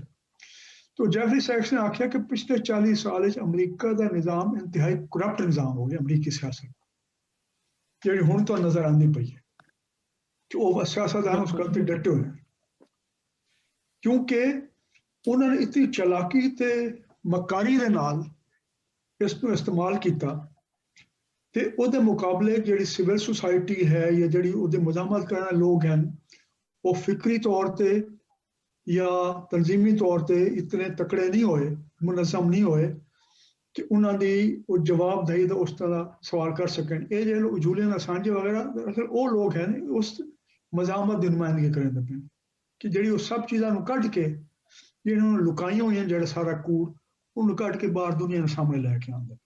बिल्कुल वो एक पासे आज़ादी राय की गल करें, दूए पासे जो उसको स्नोडन फील्ड है या जूलियन असांजे उन्होंने आखिर गद्दार हैं साडे। ते ये जिहड़ा है ना दोहरी एक दोगला पॉलिसी उन्होंने शुरू की हुई। एक पासे आज़ादी, आज़ादी का मतलब है ये है लुट-पट की आज़ादी कि सस्ती जिथे मजदूरी हो उत्थे सरमाया लै वंजो, जिथे कोई टैक्स नहीं उत्थे जमा करवा दो, जिथे फैसला करने वाले उहदे बोझे पैसे पा दो कि तू साडा कंसलटेंट है या तू साडा लॉबीइस्ट है। तो इस तरह का निज़ाम बन गया। हुण जिहड़ा चीन ते अमरीका का है जी गल करेंदे, मैं तुहानूं मशवरा देसां सब नूं कि एक चाइना इंस्टीट्यूट है, उहदे च एक बंदा किशोर महबूबानी जिहड़ा हिंदुस्तानी है, सिंगापुर विच चला गया, डिप्लोमैट बन गया। एक होर है उन्हां दा बंदा जिहड़ा डायरैक्टर है चाइना इंस्टीट्यूट का, वो मैंने इस वेले याद नहीं आता पे, उन्होंने मैं लिंक भेज दसां। उन्होंने बड़ा जबरदस्त तजिया किया कि चीन ते अमरीका का मसला ये नहीं है कि जी अमरीका च आज़ादियां हैं तो चीन ते आज़ादी नहीं है। रेगूलेशन अमरीका च भी होंदी है, चीन च भी होंदी है, लेकिन उस आखे जी तुसां जो मर्जी आखते रहो, चीन दे विच पिछले 40 साल तो मुसलसल लोकां दी आमदनी उत्ते वैंदी पई वर्किंग क्लास दी, ते तकरीबन कोई 80 करोड़ लोगों नूं वो अबव पावर्टी लैवल है, अगर मैं सही याद है आज़ाद। अमरीका मुसलसल तले वैंदी पई आमदनी। हुण आम बंदे नूं ये नहीं है कि जिथे आज़ादी है या नहीं आज़ादी, बंदा और वेखदा कि जिस तरीके नाल तुसीं निज़ाम नूं चलांदे पे हो उस नाल आम बंदे दी जिंदगी ते असर किवें पौंदा पिया, उहदा हिस्सा वधदा पिया मुल्क दी दौलत विच या नहीं वधदा पिया। जिहड़ी आज़ादी ये किस चीज़ की आज़ादी, जिहड़े तुसां बंदे असैंबलियां बहाए उन्होंने, कांग्रेस बहाया, सैनेट बहाया, जो फैसला करेंदे पैन वो आया लोगों की लोड़ां नूं सामने रख के करेंदे पैन या अपनी तनख्वाह बदे। बड़ी जिथे आज़ादी राय की गल होंदी उत्थे कॉन्फ्लिक्ट ऑफ इंटरस्ट की गल होंदी। तो जी मिसाल के उत्ते तो अगर हेल्थ के उत्ते ओवरसाइट कमेटी बनी है कांग्रेस की, ਉਹਦੇ ਜਿਹੜੇ ਬੰਦੇ ਹਨ ਸੈਨੇਟ ਦੇ ਜਾਂ ਹਾਊਸ ਆਫ ਰਿਪਰੈਜ਼ੈਂਟੇਟਿਵ ਦੇ, ਉਹਨੂੰ ਹੀ ਉਹ ਰੱਖ ਲੈਂਦੇ ਨੇ ਆਪਣਾ ਕੰਸਲਟੈਂਟ ਜਾਂ ਲੌਬੀਇਸਟ। ਉਹ ਬੰਦਾ ਜਿਹੜਾ ਪੈਸੇ ਲੈਂਦਾ ਪਿਆ ਹੈ ਇੱਕ ਫਾਰਮਾ ਕਾਰਪੋਰੇਸ਼ਨ ਕੋਲੋਂ, ਉਹ ਹੈਲਥ ਰੈਗੂਲੇਸ਼ਨ ਦੇ ਬਹਿ ਕੇ ਫੈਸਲੇ ਕਰਨ। ਇਹ ਮਤਲਬ ਗੱਲਾਂ ਖੋਲ ਕੇ ਸਾਹਮਣੇ ਆ ਗਈਆਂ। ਇਸ ਵਾਸਤੇ ਇਹ ਤੁਹਾਡੇ ਸਭ ਵਾਸਤੇ ਜ਼ਰੂਰੀ ਹੈ ਕਿ ਆਪਣੇ ਤੌਰ ਤੇ ਤੁਸੀਂ ਇਸ ਵਕਤ ਕੁਝ ਹਨ ऐसिया वेबसाइट्स भी, ऐसे ग्रुप भी हैं जिन्होंने कुछ शेयर कर दिया जी साडे नाल, फिर हां जी थोड़े जे लिंक ਤੁਸੀਂ ਕੋਈ ਲਿੰਕ ਸਾਡੇ ਨਾਲ ਅਗਰ ਉਹਦਾ ਸ਼ੇਅਰ ਲਿੰਕ ਕਰ ਤੁਹਾਨੂੰ ਦਿਓ ਭੇਜਾਂ, ਬਾਤ ਬੜੇ ਅੱਛੇ ਹਨ ਤੇ ਠੀਕ ਹੋ ਗਿਆ ਜੀ। ਜਿਨ੍ਹਾਂ ਤੇ ਚੀਜ਼ਾਂ ਆਉਂਦੀਆਂ ਰਹਿੰਦੀਆਂ, ਇਸ ਵਾਸਤੇ ਇਹਨਾਂ ਤਾਜ਼ਾ ਚੀਜ਼ਾਂ ਤੋਂ ਬਾਖਬਰ ਰਹਿਣਾ ਤੇ ਇਹਨਾਂ ਦੀ ਫਾਰਮੂਲੇਸ਼ਨ ਜਿਹੜੀ ਹੁੰਦੀ ਪਈ ਹੈ ਉਸ ਤੋਂ ਬਾਖਬਰ ਰਹਿਣਾ ਬਹੁਤ ਜ਼ਰੂਰੀ ਹੈ। ਬਿਲਕੁਲ ਜੀ। ਜੀ ਡਾਕਟਰ ਸਾਹਿਬ, ਮੈਂ ਬਹੁਤ ਮਾਜ਼ਰਤ ਦੇ ਨਾਲ ਤੁਹਾਨੂੰ ਇੱਕ ਅਰਜ਼ ਸਾਰਿਆਂ ਸਾਡੇ ਲੋਕਾਂ ਨੂੰ ਬੈਠਕ ਜਿਹੜੀ ਸਾਡੀ ਹੈ ਜਾਂ ਕਲਾਸ ਹੈ ਸਾਡੀ, ਉਹਨੂੰ ਵੀ ਤੇ ਤੁਹਾਨੂੰ ਵੀ ਇੱਕ ਗੱਲ ਮੈਂ ਇਹ ਕਰਾਂਗੀ ਕਿ ਚੀਨ ਤੇ ਅਮਰੀਕਾ ਦਾ ਜਿਹੜਾ ਇਹ ਹੁੰਦਾ ਹੈ ਨਾ ਕਿ ਬਈ ਮੁਕਾਬਲਾ ਹੁੰਦਾ ਹੈ ਜਾਂ ਇਹਨਾਂ ਦਾ ਇੱਕ ਕਿ ਬਈ ਅਸੀਂ ਵੇਖੀ ਕਿ ਚੀਨ ਦੇ ਵਿੱਚ ਕੀ ਹੋ ਰਿਹਾ ਜਾਂ ਅਮਰੀਕਾ, ਇਹ ਮੈਂ ਤੁਹਾਡੇ ਤੋਂ ਪਹਿਲੇ ਵੀ ਅਰਜ਼ ਕੀਤੀ, ਇੱਕ ਸਵਾਲ ਕੀਤਾ ਹੈ ਪਰ ਉਹਨੂੰ ਮੈਂ ਜੋੜਾਂਗੀ ਇੱਥੇ ਕਿ ਚੀਨ ਦੇ ਅਮਰੀਕਾ ਦਾ ਮੁਕਾਬਲਾ ਇਸ ਲਈ ਨਹੀਂ ਹੋ ਸਕਦਾ ਕਿ ਚੀਨ ਦੇ ਅੰਦਰ ਸਾਰੇ ਸਨ ਆਫ ਦ ਸੋਇਲਸ ਤੇ ਡਾਟਰ ਆਫ ਦ ਸੋਇਲਸ, ਮਤਲਬ ਉਹ ਲੋਕ ਇਮੀਗ੍ਰੈਂਟਸ ਨਹੀਂ ਨੇ, ਮਤਲਬ they belong to the land, they have a civilization, they have a history of thousands of years and they had their ਉਹਨਾਂ ਦੀ ਜਿਹੜੀ ਇੱਥੇ ਮੇਰੀ ਪੰਜਾਬੀ ਥੋੜੀ ਜਿਹੜੀ ਨਾ ਉਹਦੀ ਥੋੜ ਹੈ ਤੁਹਾਡੀ ਤਰ੍ਹਾਂ ਮੇਰੀ, I am amazed to hear you, but ਤੁਸੀਂ ਉਹਨਾਂ ਦੇ ਪ੍ਰੈਜ਼ੀਡੈਂਟ ਨੂੰ ਵੇਖ ਲਓ, ਸ਼ੀ ਜਿਨਪਿੰਗ ਨੂੰ, ਉਹ ਕਿੱਥੋਂ ਉੱਠਿਆ ਹੈ, ਮਤਲਬ ਉਹ ਬੰਦਾ ਤੱਲੇ ਬਿਲਕੁਲ, ਤੇ ਉਹਨਾਂ ਦਾ ਜਿਹੜਾ ਕਮਿਊਨਿਸਟ ਨਿਜ਼ਾਮ ਹੈ ਉਹ ਕਹਿੰਦੇ ਨੇ it's very close to their Confucius mandarin bureaucracy ਹੁੰਦੀਆਂ ਹਨ। ਤੇ ਇਹ ਗੱਲ ਮੈਂ ਜਿਹੜੀ ਤੁਹਾਨੂੰ ਕੀਤੀ ਸੀ ਕਿ ਜਿਹੜਾ ਗੋਰੇ ਨੇ ਜਿਹੜਾ ਕੰਮ ਕੀਤਾ ਪਿਛਲੇ 500 ਸਾਲ, ਮੈਂ ਤੇ ਇਹੀ ਕਹਾਂਗੀ ਜਿਹੜਾ ਇਹਨਾਂ ਨੇ ਕੋਲੋਨਾਈਜ਼ ਕੀਤਾ ਦੁਨੀਆ ਨੂੰ, ਇਹਨਾਂ ਨੇ ਦੁਨੀਆ ਦੀ ਬੜੀ ਅਨਨੈਚੁਰਲ ਵੰਡਾਂ ਕੀਤੀਆਂ, ਉਸ 'ਚ ਇਹ ਕਾਮਯਾਬ ਹੋਏ ਨੇ ਲੋਕਾਂ ਦੇ ਸੋਸ਼ਲ ਫੈਬਰਿਕ ਨੂੰ ਤੋੜਨ ਦੇ, ਜਿਸ ਤਰ੍ਹਾਂ ਇਹਨਾਂ ਨੇ ਪੰਜਾਬ ਦਾ ਤਬਾਹ ਕਰਤਾ ਸੋਸ਼ਲ ਫੈਬਰਿਕ, ਠੀਕ ਹੈ, ਵੰਡਾਂ ਤੇ ਵੰਡਾਂ ਕਰ ਕਰਕੇ, ਤੇ ਇਹਨਾਂ ਨੇ ਬੜਾ ਸਾਨੂੰ ਇਹ ਕਨੈਕਟਡ ਹੈ ਇਕਨੋਮਿਕ ਇਸ਼ੂ ਨਾਲ, ਇਹ ਜਿਹੜੀਆਂ ਅਨਜਸਟ ਵੰਡਾਂ ਨੇ, ਇਹ ਜਿਹੜੀਆਂ ਅਨਐਥੀਕਲ ਵੰਡਾਂ ਨੇ, ਕੋਲੋਨਾਈਜ਼ੇਸ਼ਨਸ ਨੇ। ਹੁਣ ਅਮਰੀਕੀ ਜਿਹੜੇ ਨੇ ਉੱਥੇ ਤੇ ਸਿਰਫ ਨੇਟਿਵ ਅਮਰੀਕਨ ਨੇ ਸਨ ਆਫ ਦ ਸੋਇਲ, ਤੇ ਉਹਨਾਂ ਦਾ ਤੁਸੀਂ ਨਾਰਥ ਡਕੋਟਾ 'ਚ ਜਾ ਕੇ ਹਾਲ ਦੇਖੋ, ਉਹਨਾਂ ਦੀ ਲਾਈਫ ਐਕਸਪੈਕਟੈਂਸੀ ਵੇਖੋ, ਉਹ ਸੀ 100 ਮਿਲੀਅਨ ਲੋਕੀ ਸਨ ਜਦੋਂ ਇਹ ਗੋਰੇ ਉੱਥੇ ਆਏ, ਹੁਣ ਉਹ 300,000 ਵੀ ਨਹੀਂ ਰਹਿ ਗਏ, ਉਹ ਵੀ ਰਿਜ਼ਰਵੇਸ਼ਨ ਦੇ ਉੱਤੇ, ਤੇ ਉਹ ਵੀ ਉਹਨਾਂ ਦੀ 42 years ਕੇ 8 years ਉਹਨਾਂ ਦੀ, ਉਹ they were the son of the soil. So when you build a civilization, you need to have some kind of cohesion, an economic system and cohesion. ਜਿਹੜਾ ਪਾਕਿਸਤਾਨ ਦਾ ਵੀ ਮਸਲਾ ਹੈ, with due respect to you, ਹੱਥ ਜੋੜ ਕੇ ਮੈਂ ਗੱਲ ਕਰਾਂਗੀ ਕਿ ਉਹ ਮਸਲਾ ਵੀ ਇਹ ਹੈ ਜਿਹੜਾ ਕਿ ਸਾਨੂੰ ਬੰਗਾਲ ਦੇ ਵੇਲੇ ਇਹ ਪੇਸ਼ ਆਇਆ, ਕਿਉਂ ਸਾਡੇ ਖੂਨ ਸਫੇਦ ਹੋ ਗਏ, ਕਿਉਂਕਿ ਅਸੀਂ ਉਹਨਾਂ ਦਾ ਦਰਦ ਨਹੀਂ ਸਮਝ ਸਕੇ। ਇਸ ਤਰ੍ਹਾਂ ਇਸ ਪਾਕਿਸਤਾਨ ਦੇ ਅੰਦਰ ਵੀ ਪਖਤੂਨ ਜਿਹੜਾ ਹੈ ਉਹ ਪੰਜਾਬੀ ਦੇ ਦਰਦ ਨੂੰ ਨਹੀਂ ਉਸ ਤਰ੍ਹਾਂ, ਮਤਲਬ ਜਾਂ ਬਲੋਚ ਦੇ ਦਰਦ ਨੂੰ ਪੰਜਾਬੀ ਨਹੀਂ, ਇਸ ਤਰ੍ਹਾਂ ਸਾਡੇ 'ਚ ਇਹ ਅਨਨੈਚੁਰਲ ਚੀਜ਼ ਨਹੀਂ ਹੈ। ਅਨਨੈਚੁਰਲ ਚੀਜ਼ ਜਿਹੜੀ ਹੈ ਉਹ ਲੀਕਾਂ ਹੈ ਜਿਹੜੀ ਅੰਗਰੇਜ਼ ਮਾਰ ਕੇ ਗਿਆ, ਤੇ ਅਸੀਂ ਉਹਨਾਂ ਦੇ ਨਾਲ ਚਿਪਕੇ ਹੋਏ ਹਾਂ ਕਿ ਅਸੀਂ ਉਹਨਾਂ ਨੂੰ ਕੁਐਸਚਨ ਵੀ ਨਹੀਂ ਕਰਨਾ ਕਿ ਉਹਦੀ ਬੁਨਿਆਦ ਕੀ ਹੈ। ਸੁਮਈਆ, ਬੜੀ ਸੋਹਣੀ ਗੱਲ ਕੀਤੀ, ਮੈਂ ਤੁਹਾਨੂੰ ਦੋ ਤਰ੍ਹਾਂ ਚਲਾਨ ਦੱਸਦੇ ਹਾਂ, ਇਹਦੇ ਬੜੀ ਪਰਤਾਂ ਤੇ ਬੜੇ ਪੱਖ ਹਨ, ਠੀਕ ਹੈ ਨਾ, ਕਿ ਲੋਕਾਂ ਦੀ ਆਵਾਜਾਵੀ, ਇੱਕ ਜਾਤ ਤੋਂ ਦੂਜੀ ਜਾਤ ਤੇ ਵੰਜਣਾ ਆਉਣਾ ਜਾਂ ਉੱਥੇ ਟਿਕੇ ਰਹਿਣਾ, ਇਹਨਾਂ ਨੂੰ ਕੋਈ ਸ਼ੈ ਚੰਗੀ ਹੈ, ਕਿਹੜੀ ਸ਼ੈ ਭੈੜੀ ਹੈ, ਕਿਹੜੀ ਇਨਸਾਫ ਵਾਲੀ ਹੈ, ਕਿਹੜੀ ਬੇਇਨਸਾਫੀ ਵਾਲੀ ਹੈ, ਕਿਹੜੀ ਅੱਗੋਂ ਵਧਾਉਣ ਵਾਲੀ ਹੈ, ਕਿਹੜੀ ਪਿੱਛੋਂ ਚਿੱਕਣ ਵਾਲੀ ਹੈ, ਉਹਦੇ ਬਾਰੇ ਮੈਂ ਤੁਹਾਨੂੰ ਦੋ ਤਰ੍ਹਾਂ ਗੱਲਾਂ ਕਰਨਾ ਚਾਹੁੰਦਾ ਵਾ, ਤੇ ਅੱਗੋਂ ਬਾਅਦ ਇਹਦੀ ਚਲਦੀ ਰਾਸੀ।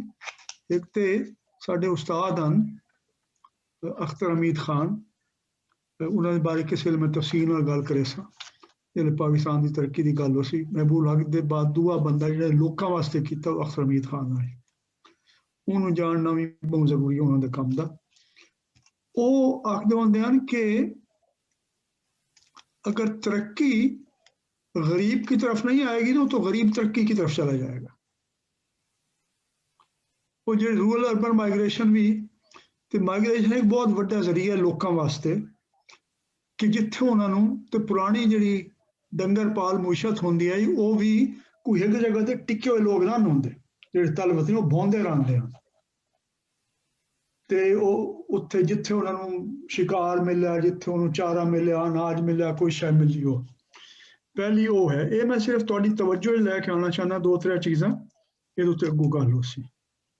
ਸਿਰਫ ਉਹਨੂੰ ਆਈਡੀਅਲਾਈਜ਼ ਨਹੀਂ ਕੀਤਾ ਵਣ ਸਕੀਂਦਾ ਕਿ ਇੱਕੋ ਜਗ੍ਹਾ ਤੇ ਟਿਕੇ ਰਹਿਣਾ। ਉਹ ਇਹ ਜ਼ਰਾਈ ਮੁਸ਼ਤ ਦਾ ਇਸ ਦੇ ਨਾਲ ਤਾਲੁਕ ਹੈ, ਇੱਕ ਜਗ੍ਹਾ ਤੇ ਟਿਕੇ ਰਹਿਣ ਦਾ, ਜਿਹੜਾ ਤਲ ਵਤਨੀ ਦਾ ਤਸਵਰ ਹੈ, ਜਿਹੜਾ ਪੁਰਾਣਾ ਹੈ।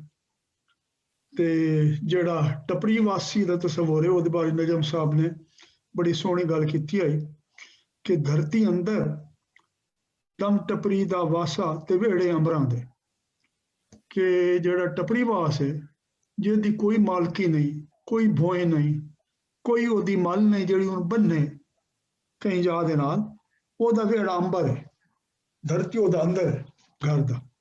ਹੁਣ ਇੱਕ ਜਗ੍ਹਾ ਤੋਂ ਭਾਉਣਾ, ਦੂਜੀ ਜਗ੍ਹਾ ਤੋਂ ਭਾਉਣਾ। ਇਹ ਅਸੀਂ ਵੇਖ ਸਕਦੇ ਹਾਂ ਕਿ ਇਹ ਤੁਹਾਡੀ ਗੱਲ ਠੀਕ ਹੈ। ਉਸ ਨੂੰ ਭਾਉਣ ਨੂੰ, ਟੁਰਨ ਫਿਰਨ ਨੂੰ, ਉਹਦੀ ਜਿਹੜੀ ਆਜ਼ਾਦੀ ਆਈ ਨਾ, ਉਹਨੂੰ ਕਲੋਨੀਗਰੀ ਨੇ ਖਤਮ ਕੀਤਾ, ਹੱਦਾਂ ਲਾ ਕੇ। ਜਿਹੜੇ ਮੁਲਕਾਂ ਦੇ ਦਰਮਿਆਨ ਜਿਸ ਅਦਨ ਮਰਕੈਂਟਲਿਜ਼ਮ ਕਿ ਤਜਾਰਤ ਤੇ ਆਵਾਜਾਵੀ ਤੇ ਹੱਦਾਂ ਲਾਈਆਂ, ਨਕਸ਼ੇ ਬਣਾਏ ਮਸਨੂਈ ਤੌਰ ਤੇ।